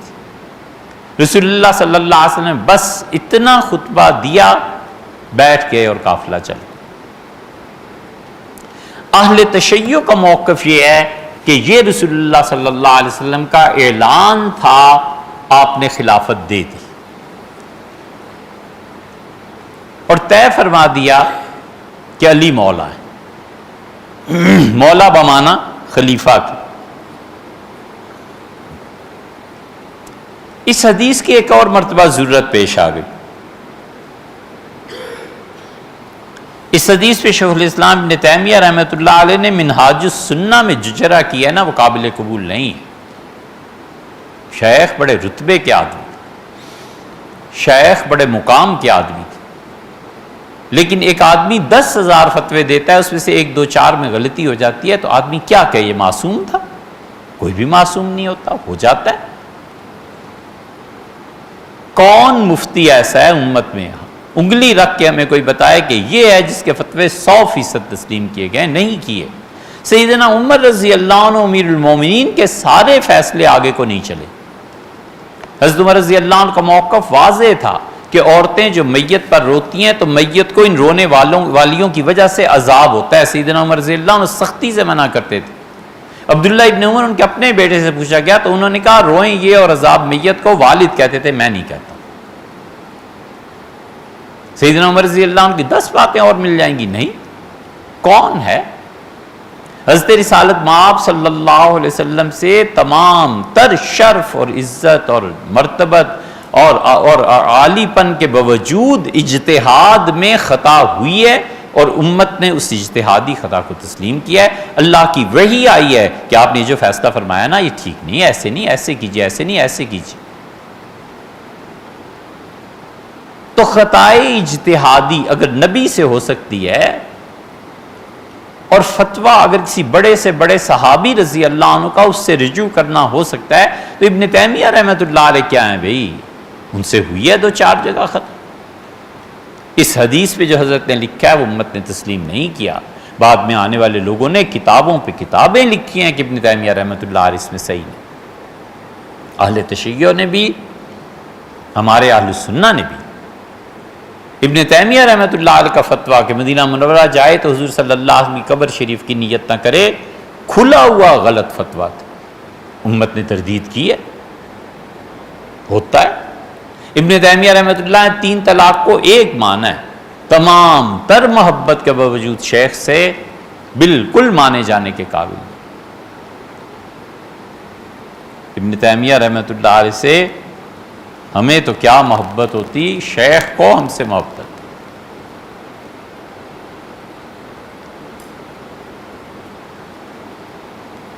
ہم دمشق گئے، چھوڑ اچھا اس بات، تو شیخ نے اس حدیث پہ جرح کی ہے، کسی نے نہیں مانا، یہ بالکل صحیح حدیث ہے۔ حضور اقدس صلی اللہ علیہ وسلم فرمایا کہ من کنت مولا فعلی، میں جس کا آقا ہوں علی اس کے آقا ہیں رضی اللہ۔ اس حدیث کی ضرورت سیدنا علی رضی اللہ عنہ کو پیش آ گئی تھی۔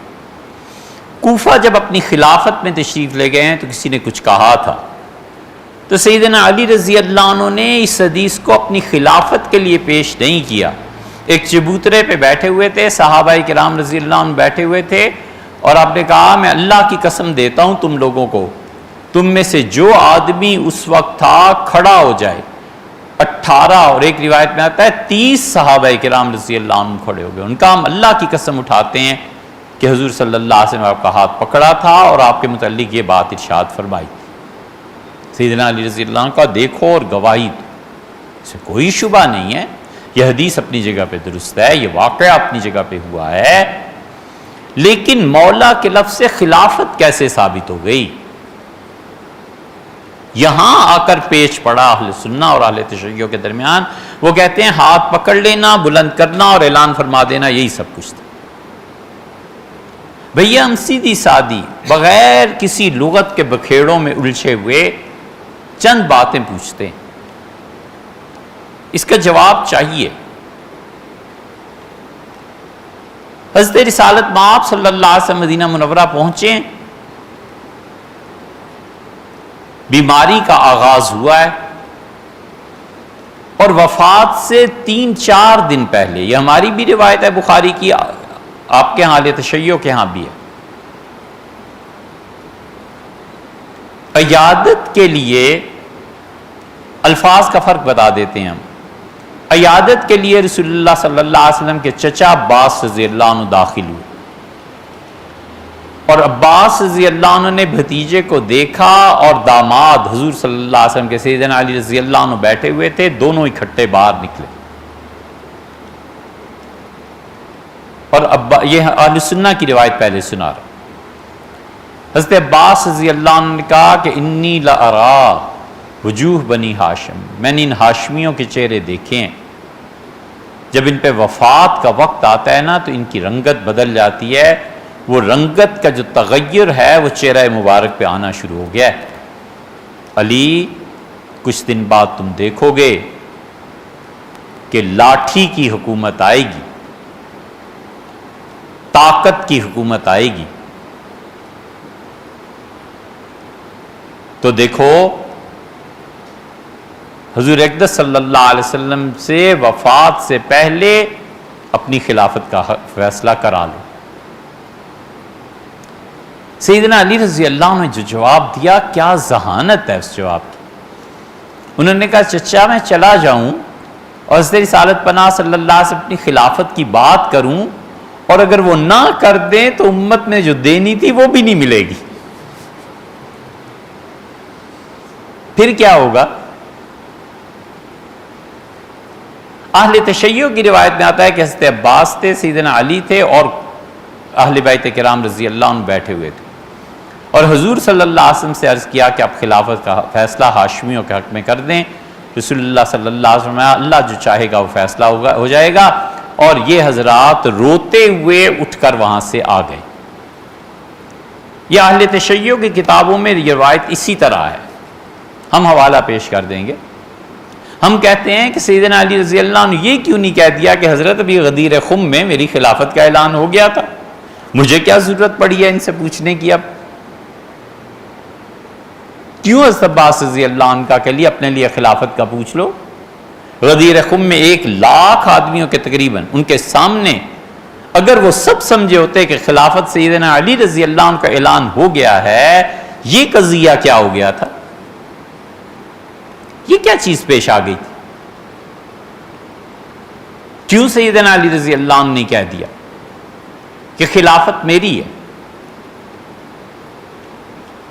حتیٰ کہ اہل تشیع کی دوسری روایت سناتا ہوں، یہ خمینی صاحب کی کتابوں میں بھی ایک جگہ آئی ہے، ایک جگہ انہوں نے اس کا حوالہ دیا ہے. وہ بہرحال بڑے پڑھے لکھے آدمی تھے اور ان کی تفاسیر میں تو ہے ہی ہے.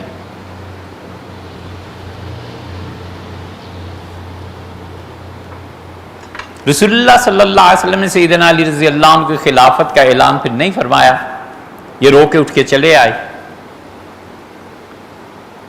دوسری بات، ان کے یہاں کتابوں میں لکھا ہوا ہے، ہمارے ہاں بھی بعض لوگوں نے اس روایت کو نقل کیا. حضرت رسالت مآب صلی اللہ علیہ وسلم، یہ جو سورہ تحریم کی ابتدائی آیات ہیں نا، لِمَ تُحَرِّمُ مَا أَحَلَّ اللَّهُ لَكَ، آپ کیوں اس چیز کو حرام کر رہے ہیں جو اللہ نے آپ کے لیے جائز قرار دی ہے.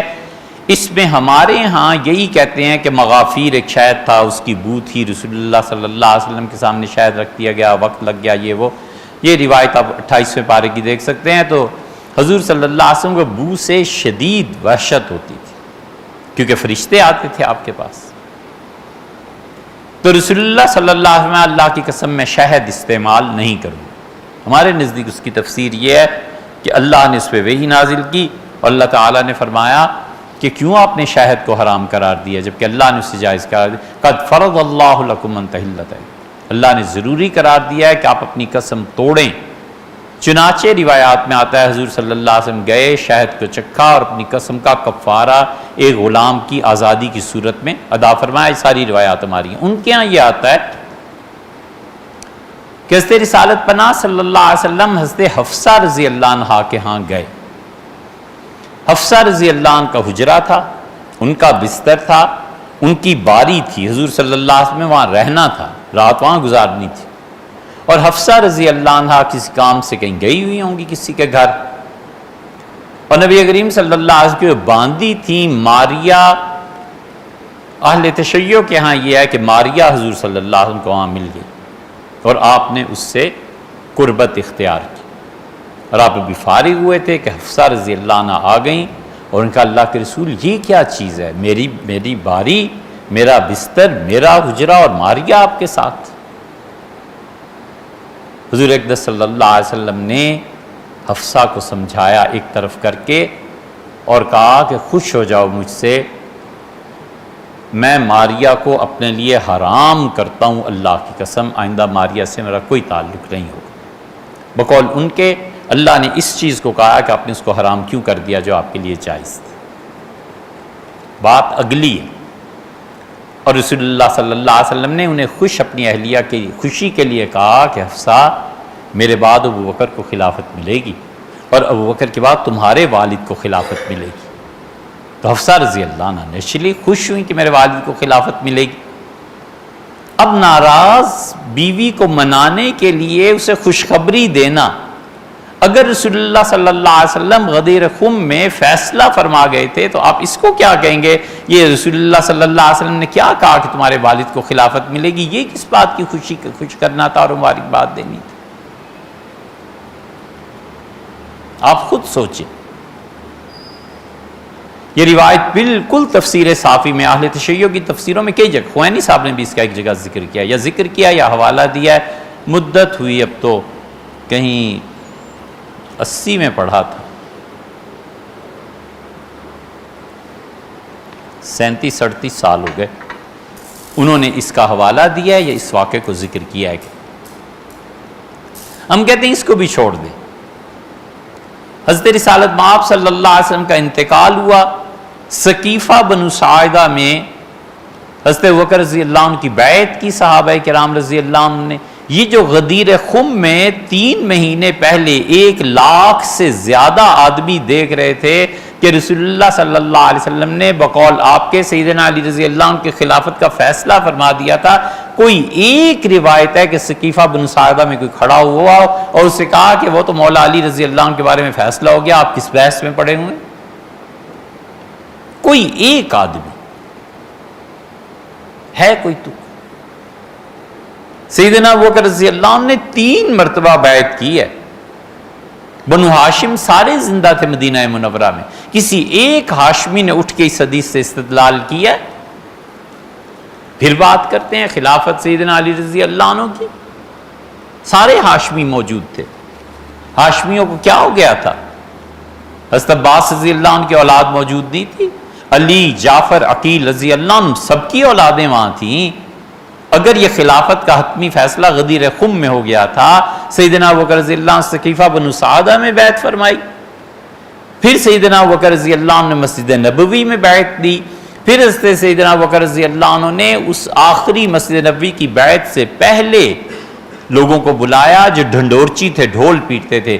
انہوں نے کہا جاؤ اور مدینہ منورہ کے اطراف و اکناف میں جا کے ڈھول پیٹو اور لوگوں کو جمع کرو اور انہیں کہو کہ لوگوں نے مجھے منتخب کیا ہے اور ابوبکر نے پیغام دیا ہے کہ آپ لوگ سوچ لیں میں آپ کا خلیفہ ہو سکتا ہوں یا نہیں، اور اگر میں نہیں ہو سکتا تو آپ جس کو منتخب کریں گے ابوبکر اس کے ہاتھ پہ بیعت کر لے گا. اور آخری تاریخ 3 دن کا سورج ہے، جب سورج ڈوب گیا تو پھر ابوبکر کسی کی نہیں سنے گا. 3 دن تک ڈھول بجتا رہا، اعلان ہوتا رہا، کوئی ایک ہاشمی اٹھا ہے، کوئی ایک سیدنا علی رضی اللہ عنہ امیر المومنین سمیت کوئی ایک آدمی اٹھا ہے جس سے جا کے کہا کہ حضرت غدیر خم میں فیصلہ ہو گیا تھا، حضور صلی اللہ علیہ وسلم کر گئے تھے، یہ آپ کیا کر رہے ہیں؟ کوئی نہیں۔ چوتھی بات کرتے ہیں، سیدنا ابوبکر رضی اللہ عنہ کے انتقال کا وقت آ گیا اور انہوں نے اپنی جگہ پہ حضرت عمر رضی اللہ عنہ کو منتخب فرمایا اور مشورہ شروع ہوا۔ مشورے میں انہوں نے لوگ بلائے، حضرت ابوبکر رضی اللہ عنہ کا عثمان اگر تمہارا کیا خیال ہے میں اپنی جگہ عمر کو مقرر کر دوں؟ ان کا ٹھیک ہے آپ کر دیں۔ کہا عبداللہ ابن مسعود کو بھی بلاؤ۔ ابن مسعود رضی اللہ عنہ کو بلایا تو انہوں نے تو بہت سخت لفظ کہے، انہوں نے کہا حضرت اللہ سے ڈریں، اتنا سخت آدمی آپ اپنی جگہ پہ چھوڑ کے جا رہے ہیں؟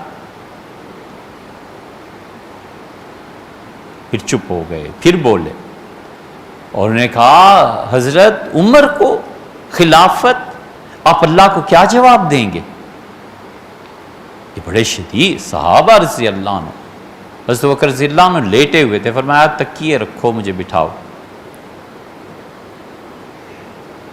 تکیے رکھے گئے، خلیفہ رسول اللہ صلی اللہ علیہ وسلم تشریف فرما ہوئے اور کہا ابن مسعود عمر اور اللہ دونوں کو میں تم سے زیادہ جانتا ہوں، اگر اس نے مجھ سے قیامت میں پوچھا تو میں اسے کہوں گا کہ تیرے نبی صلی اللہ علیہ وسلم کی امت میں سب سے بہتر آدمی جسے میں سمجھتا تھا اللہ اسے خلافت دے کے آیا، اور پھر سمجھایا یہ محبت تھی۔ فرمایا عبداللہ ایسے مت سوچو، خلافت کا بوجھ عمر کو نرم کر دے۔ سیدنا علی رضی اللہ عنہ کو بلایا کہ علی خلافت کس کے پاس جائے گی؟ ہم کہتے ہیں سیدنا علی رضی اللہ عنہ یہ کیوں نہیں کہہ دیا کہ حضرت ایک مرتبہ تو ہو گیا جو ہو گیا، میرے لیے تو سقیفہ بنو سعدہ میں بیعت ہو گئی تھی۔ سیدنا علی رضی اللہ عنہ نے کیا کہا؟ روضۃ الصفا اہل تشیع کی کتاب ہے نا، میں اس کی عبارت پڑھ دیتا ہوں۔ سیدنا علی رضی اللہ عنہ نے ہماری روایات کے مطابق تو جو کچھ بھی کہا ہو یہ ہے عبارت، آپ خود سوچیں۔ اسی لیے ہم کہتے ہیں نا ہر فرقہ اپنے بڑوں کی کتابوں کو پڑھے تو پتہ چلے کہ حقائق کیا۔ بیک گراؤنڈ اس کا یہ ہے کہ حضرت عثمان رضی اللہ عنہ خلافت نامہ لکھ رہے ہیں اور حضرت ابوبکر رضی اللہ عنہ پہ غشی طاری ہو گئی۔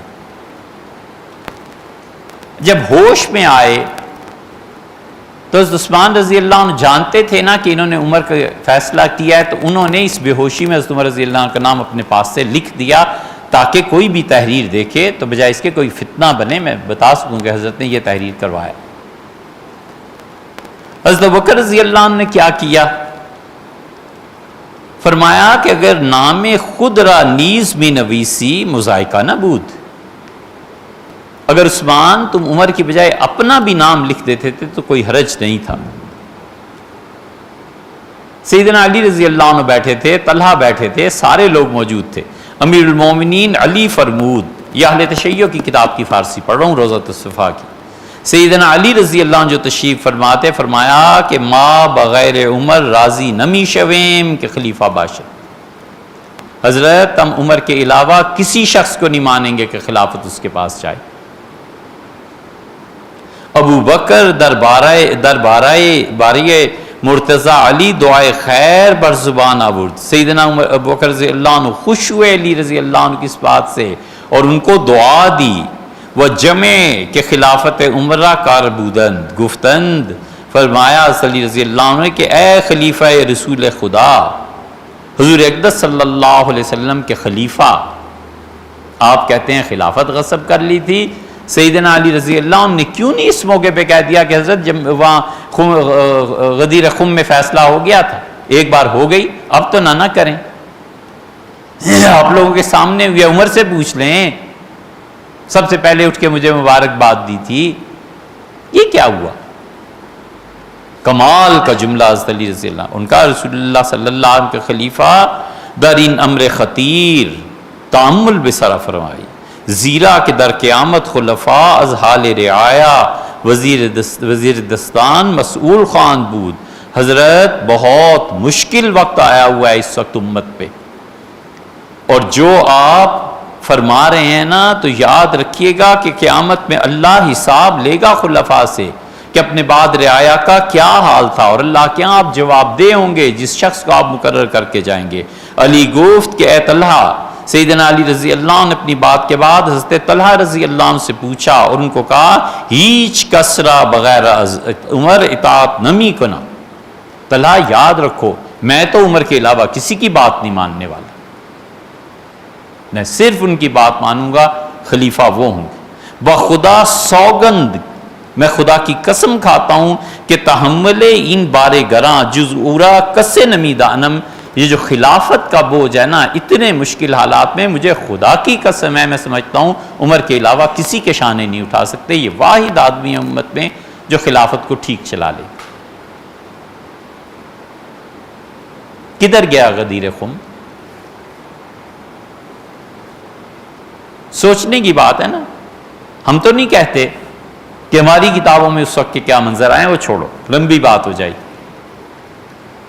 وہ شمع اوصافہ بیان کردہ، اور پھر علی رضی اللہ عنہ نے حضرت عمر رضی اللہ عنہ کی تعریف میں جملے فرمائے۔ بخدمت ابی بکر توجہ نمود، اور پھر حضرت بکر رضی اللہ عنہ کی طرف دوبارہ توجہ فرمائی۔ گفت اے خلیفہ رسول خدا، اور کہا رسول اللہ صلی اللہ علیہ وسلم کے خلیفہ پسندیدہ شما پسندیدہ ماست، حضرت جس کو آپ خلافت کے لیے پسند کر رہے ہیں نا ہم بھی اسی پہ خوش ہیں۔ وَرَضَائِ مَا مَقْرُونَ بَرَضَائِ شُمَاست، اور میری خوشی آپ کی خوشی میں گم ہے، آپ جو فیصلہ فرماتے ہیں میں اس پہ خوش ہوں۔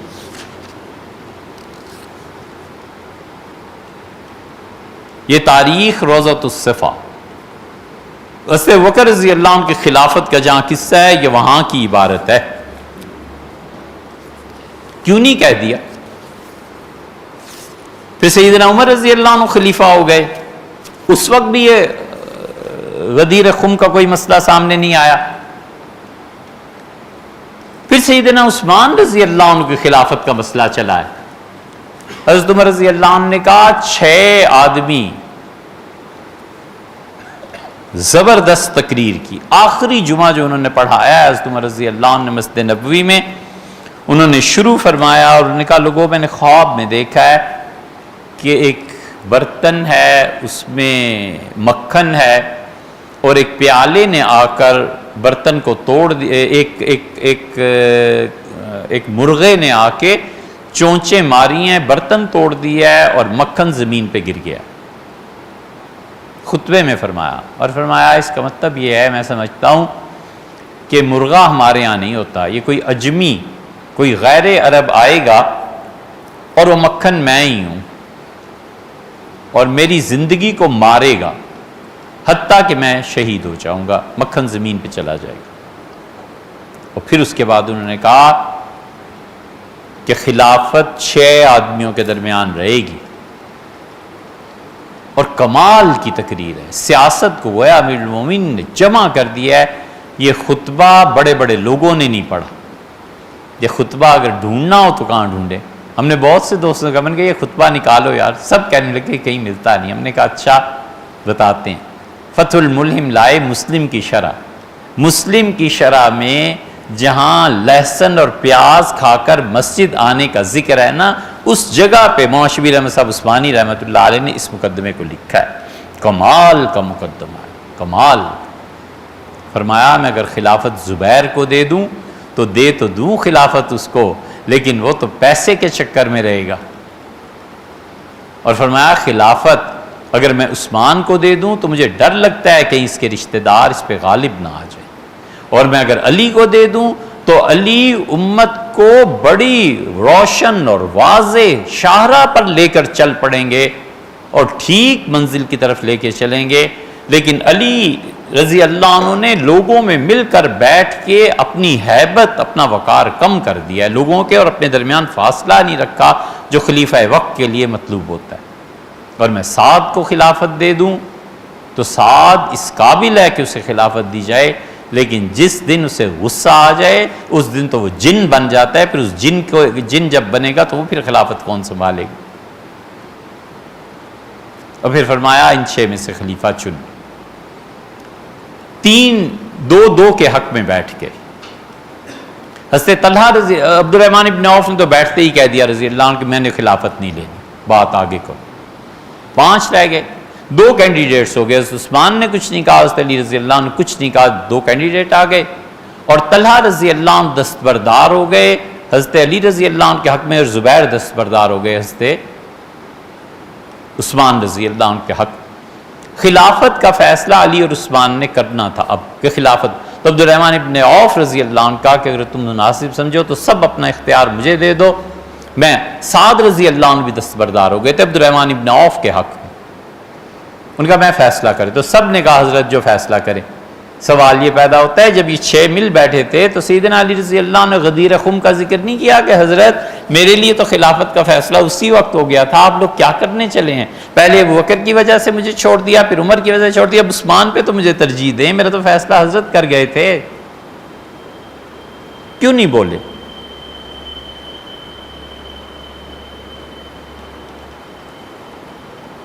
کچھ نہیں کہا.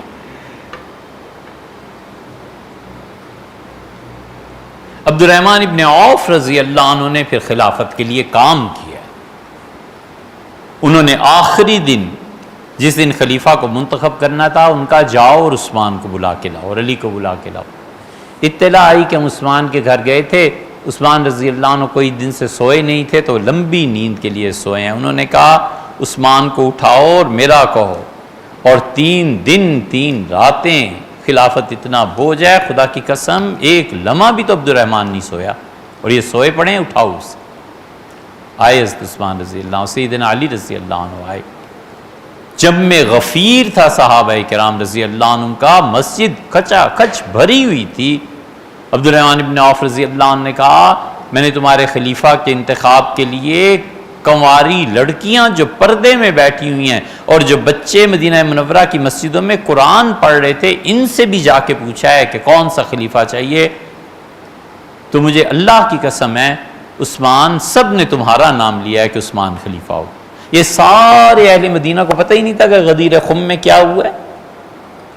30 صحابہ رضی اللہ عنہ سیدنا علی رضی اللہ عنہ کے کہنے پہ اٹھ کے قسمیں کھا کے گواہی دیتے ہیں کہ غدیر خم میں حضور صلی اللہ علیہ وسلم نے اپنے مقرر فرمایا تھا انہیں کہ یہ والی ہیں, امت میں مولا ہیں. یہ 30 تو وہاں سے 30 آدمی نہ اٹھ سکا. حضرت عثمان رضی اللہ عنہ کی خلافت کے انتخاب کے وقت تو 100 کے قریب بدری زندہ تھے, 100 سے بھی زیادہ تھے. ان کی خلافت کا انتخاب تو ہوا ہے 22 ہجری 23 ہجری میں, اور 100 یا 80 بدری زندہ تھے 32 ہجری میں. عبد الرحمن ابن عوف رضی اللہ عنہ کے انتقال کے وقت بھی اتنے زندہ تھے, کوئی نہیں اٹھا, کسی نے نہیں کہا کہ غدیر خم میں یہ فیصلہ ہو گیا. خلافت سیدنا علی رضی اللہ عنہ کی ہوتی تو یہ اس طرح مسجد نبوی میں نہ ہو رہا ہوتا. آپ صاف کیوں نہیں کہتے کہ رسول اللہ صلی اللہ علیہ وسلم کی تربیت نے ان سب کو بزدل بنا دیا تھا, اور معاذ اللہ, اللہ کی پناہ ہے, سب جھوٹے پڑ گئے تھے. کسی ایک میں ایمان نہیں رہا تھا کہ اٹھ کے گواہی دیتا. یہ تو یار ہمارے زمانے میں نہیں ہو سکتا. اللہ کا شکر ہے حضرت رسالت مآب صلی اللہ علیہ وسلم کی تعلیمات پہ جو لوگ عمل کرتے ہیں, اس گئے گزرے دور میں نہیں ہوتا. لوگ اٹھ کھڑے ہوتے ہیں کہ جناب حدیث میں یہ آیا ہے, حدیث, وہاں کوئی اٹھا ہی نہیں. اور عبد الرحمن ابن عوف رضی اللہ عنہ نے بلایا عثمان رضی اللہ عنہ کو, بٹھایا انہیں ممبر پہ, اور انہوں نے کہا یہ وہ پگڑی ہے جو رسول اللہ صلی اللہ علیہ وسلم نے تبوک کے دن مجھے پہنائی تھی. اور انہوں نے ان کے سر پہ رکھی اور انہوں نے کہا خلافت مبارک ہو, اور ہاتھ بڑھائیے بیعت کریں. اور سب سے پہلی بیعت حضرت علی رضی اللہ عنہ کو بلایا اور کالی بیعت کرو. سیدنا علی رضی اللہ عنہ نے پہلی بیعت کی ہے حضرت عثمان رضی اللہ عنہ کے خلیفہ ہونے پہ. حضرت علی رضی اللہ عنہ کو بھی خیال نہیں رہا کہ حضرت تو مجھے مقرر کر گئے ہیں, میں کیوں ان کی حدیث کی خلاف ورزی کر رہا ہوں. بولے ہی نہیں. رہتی دنیا تک اہل تشیع اہل سنہ کی کسی کتاب میں لاگے ہمیں دکھا دیں یار کہ سیدنا علی رضی اللہ عنہ نے حضرت ابوبکر کے انتخاب پہ, عمر اور عثمان رضی اللہ عنہ کے انتخاب پہ کبھی بھی اس حدیث کا حوالہ دیا کہ غدیر خم میں میری خلافت کا فیصلہ ہو گیا. خود سیدنا علی رضی اللہ عنہ کا انتخاب ہوا ہے. ہم نہج البلاغہ پڑھ رہے ہیں, نہج البلاغہ اہل تشیع کے ہاں اس کا وہی مقام ہے جو مرزائیوں کے ہاں تذکرہ کا مقام۔ نہج البلاغہ میں بہت سی چیزیں داخل بھی کی گئی اور بہت سی چیزیں صحیح بھی ہیں۔ سیدنا علی رضی اللہ عنہ کا کلام بالکل ہے اس میں، وہ کلام خود گواہی دیتا ہے کہ کون بول رہا ہے، کون کہہ رہا ہے۔ سیدنا علی رضی اللہ عنہ کا یہ خطبہ نہج البلاغہ میں ہے۔ امیر المومنین نے فرمایا، یہ بھی الفاظ دیکھو، وَمِن خُطْبَةٍ لَهُ علیہ السلام، اور یہ وہ خطبہ ہے جو سیدنا علی رضی اللہ عنہ نے دیا لما ارید علی البیعۃ بعد قتل عثمان رضی اللہ عنہ، حضرت عثمان رضی اللہ عنہ کی شہادت کے بعد جب بیعت ہونی تھی حضرت علی رضی اللہ عنہ کی خلافت کی، تو فرمایا دعونی، مجھے خلافت کے لیے نہ بلاؤ، والتمسوا غیری، میرے علاوہ کسی اور کو تلاش کرو۔ کسی نے یاد نہیں دلایا کہ حضرت اب تو موقع ہے، اب غدیر خم پوری ہونے آ رہی ہے، آپ کر لیں۔ کوئی نہیں بولا۔ سیدنا علی رضی اللہ عنہ کی بیعت کرنے والے کوئی معمولی لوگ نہیں تھے، 80 بدری صحابہ رضی اللہ عنہ تھے جنہوں نے سیدنا علی رضی اللہ عنہ کی، طلحہ اور زبیر نے بیعت کی ہے۔ 700 صحابہ رضی اللہ عنہ تھے جو حدیبیہ میں رسول اللہ صلی اللہ علیہ وسلم کی ہاتھ میں جنہوں نے بیعت کی تھی۔ سیدنا علی رضی اللہ عنہ جب نکلے ہیں تو ان کے لشکر میں 700 بیعت رضوان والے تھے اور 80 کے قریب بدری صحابہ رضی اللہ عنہ نکلے ہیں۔ یہ سارے ہی کچھ ایسے ہی تھا۔ اسی لیے سیدنا علی رضی اللہ عنہ سے معاویہ رضی اللہ عنہ کو خط لکھا تھا کہ اللہ کی قسم کھاتا ہوں جو بدر میں رسول اللہ صلی اللہ علیہ وسلم کے ساتھ تھا آج علی کے ساتھ ہے، معاویہ تمہارے ساتھ بدر والوں میں سے کون ہے؟ اس سے معاویہ رضی اللہ عنہ نہیں جواب دے سکے۔ یہ ہے خطبہ حضرت کا۔ فرمایا والتمسوا غیری فإنا مستقبلون امرا له وجوہ، مجھے چھوڑ دو، اس منصب خلافت کے لیے کسی اور کو تلاش کرو۔ یہ خلافت ایسی چیز ہے جس میں اب عجیب و غریب چیزیں پیش آئیں گی، والوان، اور چہروں کے رنگ بدلے ہوں گے، لا تقوم له القلوب ولا تثبت علیہ العقول، اب خلافت قائم ہوگی اور دل ان کو برداشت کرنے سے قاصر ہو جائیں گے، اور عقل حیران ہے اس پہ کہ عثمان جیسے آدمی کو شہید کر دیا گیا ہے، اب خلافت کا بار کون سنبھالے گا؟ اور دیکھو فَأَنَا كَأَحْدِكُمْ، میں بالکل ایک عام آدمی جیسا ہوں۔ یہ نہیں فرمایا کہ غدیر خم میں مجھے کہہ گئے ہیں، یہ کیوں کہا ہے؟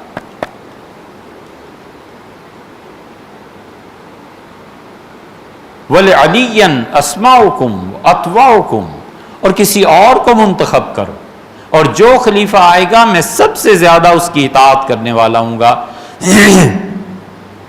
میں سب سے زیادہ اس کی بات کرنے والا ہوں گا۔ اور آخری جملہ دیکھو، انا لکم وزیرن خیر لکم منی امیرن، مجھے خلافت کی بجائے اپنے ہونے والے خلیفہ کا وزیر بنا دینا، میں اپنا کام زیادہ اچھی طرح کروں۔ خود سیدنا علی رضی اللہ عنہ نے، یہ نہج البلاغہ ہے، کسی کو نہیں کہا۔ لوگ تو خود کہہ رہے ہیں کہ حضرت خلافت لے لیں، اپنی خلافت میں بھی کہتے ہیں نہ، مجھے نہ دو، کسی اور کو تلاش کر۔ یہ کیا ہے؟ غدیر خم کہاں گئی؟ کہیں بھی نہیں۔ ہم کہتے ہیں بالکل حق ہے، حضور اقدس صلی اللہ علیہ وسلم نے انہیں کہا تھا وہ مولا ہیں۔ سیدنا علی رضی اللہ عنہ کی منقبت، سیدنا علی رضی اللہ عنہ کے فضائل، کون اس کا انکار کر سکتا ہے؟ لیکن یہ تھوڑا ہی ہے کہ ہم اسے خلافت مان لیں، اور اگر اسے خلافت مان لیں تو سارے دین کی جڑ اکھیڑ دیں۔ کہ صحابہ کرام رضی اللہ عنہ 1,00,000 سے کے قریب آدمی دیکھ رہا ہے، اور اللہ کی شان ایک آدمی نہیں کہتا، کہیں بھی نہیں کہتا، پوری خلافت طے ہو گئی، کوئی نہیں کہتا کہ جناب حضرت علی رضی اللہ عنہ کو تو طے ہو گیا۔ سیدنا علی رضی اللہ عنہ کی جرت، سیدنا علی رضی اللہ عنہ کی رسول اللہ صلی اللہ علیہ وسلم سے محبت، اہل بیت کرام کا رسول اللہ صلی اللہ علیہ وسلم پہ مر مٹنا، ان کی حدیث کا اتباع کرنا، حضور صلی اللہ علیہ وسلم کی ایک ایک بات کو سننا، سمجھنا، نافذ کرنا، ختم تھا مولا علی رضی اللہ عنہ۔ حدیبیہ کے موقع پہ، اگلے سال جب آئے ہیں رسول اللہ صلی اللہ علیہ وسلم، اصل جواب تو بھئی ہمارا پورا ہو گیا، بس آپ نے ہم سے فرمایا تھا غدیر خم کی یہ بحث ہے، آپ خود سوچ لیجئے اتنے مواقع پہ کہیں سیدنا علی رضی اللہ عنہ خود ہی حوالہ دے دیا ہو کہ مجھے رکھ، کہیں بھی نہیں، نہ آپ کی کتابوں میں نہ ہماری کتابوں، کہیں بھی نہیں۔ بات تو جواب تو یہاں سیدنا علی رضی اللہ عنہ، حضور اقدس صلی اللہ علیہ وسلم جو انہیں تعلق خاطر تھا، یہ اگلی بات اس سے کر رہے ہیں۔ ان اہل بیت کرام کو حضور صلی اللہ علیہ وسلم کی مادی چیزوں سے جو محبت تھی، ان کے فرمودات تو تھے ہی تھے، یہ حال تھا کہ زین العابدین جب کربلا سے فارغ ہو کے مدینہ منورہ تشریف لائے رحمہ اللہ، سیدنا زین العابدین سید الساجدین سیدنا علی رضی اللہ عنہ کے پوتے سیدنا حسین ابن علی رضی اللہ عنہ کے بیٹے، بڑا مقام اور مرتبہ تھا۔ اگر زین العابدین شہید ہو جاتے کربلا میں، حسینی سادات ختم ہو جاتے۔ جب مدینہ منورہ آئے ہیں تو مسور ملے۔ مسور یہ ہے، یہ جو حدیثیں لے کے بیٹھ جاتے ہیں نا، حدیث میں یوں آیا اور حدیث میں یوں آیا، بخاری کی روایت میں آتا ہے کہ مسور ملے علی ابن حسین سے، زین العابدین رضی اللہ رحمۃ اللہ علیہ سے، اور کہا حضرت میں بچہ تھا، چھوٹا تھا، اور اس مسجد نبوی کے منبر پہ میں نے رسول اللہ صلی اللہ علیہ وسلم کو دیکھا تھا، اور نبی کریم صلی اللہ علیہ وسلم نے فرمایا کہ میری یہ جو بیٹی ہے نا فاطمہ رضی اللہ عنہ، یہ آزمائش میں پڑ جائے گی، لوگوں اسے آزمائش میں نہ ڈالنا۔ محتلم، اور میری عمر وہ تھی جب غسل مجھ پہ واجب ہو چکا تھا، یہ بخاری کی روایت میں، پڑھ لے کوئی ترجمہ اس کا۔ تو میں حضرت آپ کو کوئی کام ہو مجھ سے تو بتائیں، ان کا مجھے کوئی کام نہیں، کہنے کہ مجھے آپ سے ایک کام، ان کا کیا؟ انہوں نے کہا آپ کے پاس جو رسول اللہ صلی اللہ علیہ وسلم کی تلوار ذوالفقار محفوظ ہے نا خاندان میں، وہ مجھے دے دیں، ایسے نہ ہو کہ کربلا میں آپ لوگ لٹ پٹ گئے اور اب حکومت جبر کے ذریعے وہ تلوار بھی آپ سے واپس لے لیں، تلوار نہ کہیں لے جائیں حکومت والے، اور مجھے دے دیں، میرے پاس رہے گی رسول اللہ صلی اللہ علیہ وسلم کی یادگار، حتیٰ کہ میرا سر کٹ جائے اور ہم مر جائیں تب بھی کسی کو نہیں دیں گے۔ یہ جو اس میں حدیث میں لفظ آئے ہیں نا کہ مجھ پہ اس وقت غسل واجب ہو چکا تھا، یہ نہیں ہو سکتا۔ ہوا یہ ہے کہ مسور رضی اللہ عنہ نے کہا کیا نا محتلم،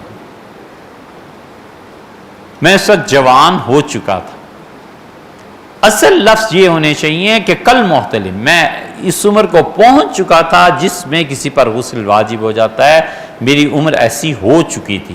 ہو اس لیے نہیں سکتا کہ مسور رضی اللہ عنہ جو ہیں یہ عبداللہ ابن زبیر رضی اللہ عنہ سے بعض مورخین کے بقول چھوٹے ہیں، تو عبداللہ ابن عمر رضی اللہ عنہ کی تو اپنی عمر 10 سال ہو گئی تھی، مسور اس وقت 8 سال کے ہوں گے، 9 سال کے ہو گئے ہوں گے، تو 8 سال کا بچہ کیسے ہو سکتا ہے؟ زیادہ سے زیادہ مان کیا جائے تو 9 سال، وہ بھی لمبی بات کی جائے کہ 9واں سال شروع ہوا اور وہ فوراً جوان ہو گئے تھے۔ یہ جو بخاری کو بغیر شرح کے پڑھتے رہتے ہیں نا، بغیر اساتذہ کے یہاں پہنچ کے وہ یہی ترجمہ کریں گے، تو اگر کوئی اٹھ کے کہے کہ جناب یہ بھی ذرا ثابت کرو، تو کیسے ثابت کرے گا؟ اور پھر انہوں نے حضرت زین العابدین رحمۃ اللہ سے کہا، انہوں نے کہا حضرت میں نے اس منبر پہ یہ سنا ہے کہ حضور صلی اللہ علیہ وسلم فرمایا تھا میری بیٹی، اس کا دین خطرے میں پڑ جائے گا، امتحان میں پڑ جائے گا، اسے امتحان میں نہ ڈالنا۔ اور ہوا یہ کہ 7 ہجری میں جب حدیبیہ عمرہ قضاء کے لیے رسول اللہ صلی اللہ علیہ وسلم تشریف لائے، تو حضرت علی رضی اللہ عنہ کے رشتہ دار جو تھے انہوں نے کہا کہ علی یہ کیا، ایک ہی شادی اور شادیاں کرو۔ سیدنا علی رضی اللہ عنہ بڑی طاقت تھی، بڑی قوت تھی، 32 تو انہوں نے اپنے بیٹے بیٹیاں چھوڑے، 4 بیویاں، 18 کے قریب باندیاں، سیدنا علی رضی اللہ عنہ نے نکاح کا پیغام بھجوایا، مسور کی روایت میں بھی آتا ہے، ابو جہل کی بیٹی کو. اور ابو جہل کی جو بیٹی تھی، جمیلہ اس کا نام تھا، یا جو بھی اس کا نام تھا، صفیہ نام تھا یا جویریہ اس کا نام تھا، وہ بعد میں آئی ہیں. عتاب ابن اسید رضی اللہ عنہ جو مکہ کے گورنر بنے تھے، ان کے نکاح میں آ گئی تھی. اس شادی کی خبر جب ہوئی ہے تو حضرت فاطمہ رضی اللہ عنہ آئی ہیں والد کے پاس اور آ کے عرض کیا کہ ان الناس یتحدثون، والد لوگ باتیں کرنے لگے ہیں اب، اور کہتے ہیں کہ انک لا تغضب لبناتک، حضور صلی اللہ علیہ وسلم اپنی بیٹیوں کے بارے میں زیادہ توجہ نہیں فرماتے. آپ دیکھ رہے ہیں کیا ہو رہا ہے. ھذا علی، یہ علی ہے، ناکحن لبنت ابی جہل، یہ ابو جہل کی بیٹی سے شادی کرنے لگا. اللہ کے رسول، آپ ہمارا کوئی خیال نہیں کرتے اپنی بیٹیوں کا. صاحبزادی تھی نا، والد سے کہہ سکتی تھی.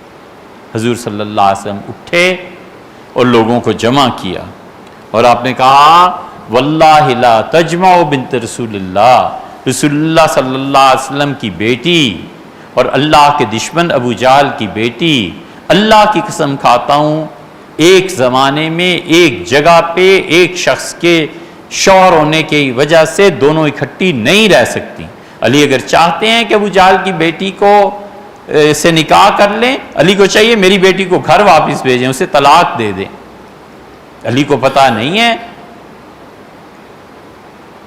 کہ یریبھا مارا بنے، جو چیز اسے فاطمہ کو پریشان کرتی ہے نا، وہ مجھے پریشان کرتی. جس چیز سے فاطمہ کو تکلیف پہنچتی ہے مجھے تکلیف پہنچتی ہے. میرا دوسرا داماد وہ کتنے اچھے لوگ تھے، اس نے مجھ سے وعدہ کیا اور میری بیٹی زینب کو بھیج دیا. اس نے جو بات کی وہ سچی نکلی، اور علی چاہتے ہیں کہ دوسرا نکاح ابو جہل کی بیٹی سے کریں. اس پہ حافظ ابن حجر رحمۃ اللہ نے لکھا ہے کہ غالباً یہ رسول اللہ صلی اللہ علیہ وسلم کی خصوصیات میں سے تھا کہ ان کی بیٹیوں پہ سوکن نہیں آ سکتی تھی. وہ کہتے ہیں یہ غالباً ان کی خصوصیات میں سے تھا. رسول اللہ صلی اللہ علیہ وسلم نے صاف فرما دیا. اس سے بھی بڑے جملے ہیں. آپ نے کہا علی کو پتہ نہیں ہے کہ جو چیز اسے تنگ کرتی ہے وہ مجھے بھی تنگ کرتی ہے. علی کو پتہ نہیں ہے کہ میری بیٹی کو آزمائش میں ڈال رہے ہیں. سیدنا علی رضی اللہ عنہ چپ ہو گئے، بالکل بولے نہیں اور آ کے معذرت کی. انہیں اندازہ ہی نہیں تھا کہ رسول اللہ صلی اللہ علیہ وسلم اتنے اس بات سے پریشان ہو جائے. سیدنا علی رضی اللہ عنہ نے حضور صلی اللہ علیہ وسلم کے وفات کے بعد کہا آپ کو والد کی یاد بہت آتی ہے، آپ میرے ساتھ چلیں. اور جنت البقیع جو ہے نا، اس پہ ہم نشاندہی کر سکتے ہیں، مدینہ منورہ جائیں، اس جگہ پہ سیدنا علی رضی اللہ عنہ آئے اور ایک حجرہ بنوایا اس قبرستان کی جگہ میں اور کہا آپ یہاں تشریف فرما ہوا کریں، سامنے والد کی قبر ہے، حضور صلی اللہ علیہ وسلم قبر مبارک، اور آپ کو اس سے تسلی رہے گی. پھر فاطمہ رضی اللہ عنہ کا انتقال ہوا ہے. سیدنا علی رضی اللہ عنہ اسی خیمے میں رہتے رہے ہیں، اپنی اہلیہ کی قبر بھی اور رسول اللہ صلی اللہ علیہ وسلم کی قبر بھی. اور سیدنا علی رضی اللہ عنہ بہت پریشان رہے. کسی نے نکاح کا کہا تو کہنے لگے رسول اللہ صلی اللہ علیہ وسلم کا گھر نہیں چھوڑا جا سکتا. فاطمہ رضی اللہ عنہ کی بھانجی زینب صغرا چھوٹی، فرمایا میرا نکاح وہاں کر دو. وہ رسول اللہ صلی اللہ علیہ وسلم کی نواسی تھی ایک اور بیٹی سے. سیدنا علی رضی اللہ عنہ کا نکاح وہاں ہوا ہے. 6 مہینے تک سیدنا علی رضی اللہ عنہ اس ایک حجرے میں رہے اور مغموم اور اداس رہے، قبروں کو دیکھتے تھے. پھر یہ حجرہ حضرت حسن رضی اللہ، پھر حسین، پھر زین العابدین رحمہ اللہ ان کے پاس چلا گیا تھا. لمبی تاریخ ہے اس کی، لیکن بات تو اصل غدیر خم کی ہے. حضور اقدس صلی اللہ علیہ وسلم کی قبر شریف سب چیزیں ان کے سامنے تھی، کسی موقع پر کھڑے نہیں ہوئے یار. کسی موقع پہ سیدنا علی رضی اللہ عنہ نے اس حدیث کا حوالہ نہیں دیا. حدیث ہم مانتے ہیں، سیدنا علی رضی اللہ عنہ کو بڑا مانتے ہیں، سیدنا علی رضی اللہ عنہ سے محبت ہے. جتنے لوگ سیدنا علی رضی اللہ عنہ کے خلاف آئے ہیں، ہم سب میں ہمارا عقیدہ اہل سنہ کا سیدنا علی رضی اللہ عنہ حق پہ ہیں، لیکن یہ بات نہیں ہے کہ غدیر خم میں ان کی خلافت کا اعلان ہوا تھا۔ خلافت کا اعلان ہوا ہوتا تو کوئی تو اس کا ذکر کرتا نا، وہ کہیں نہیں ملتا۔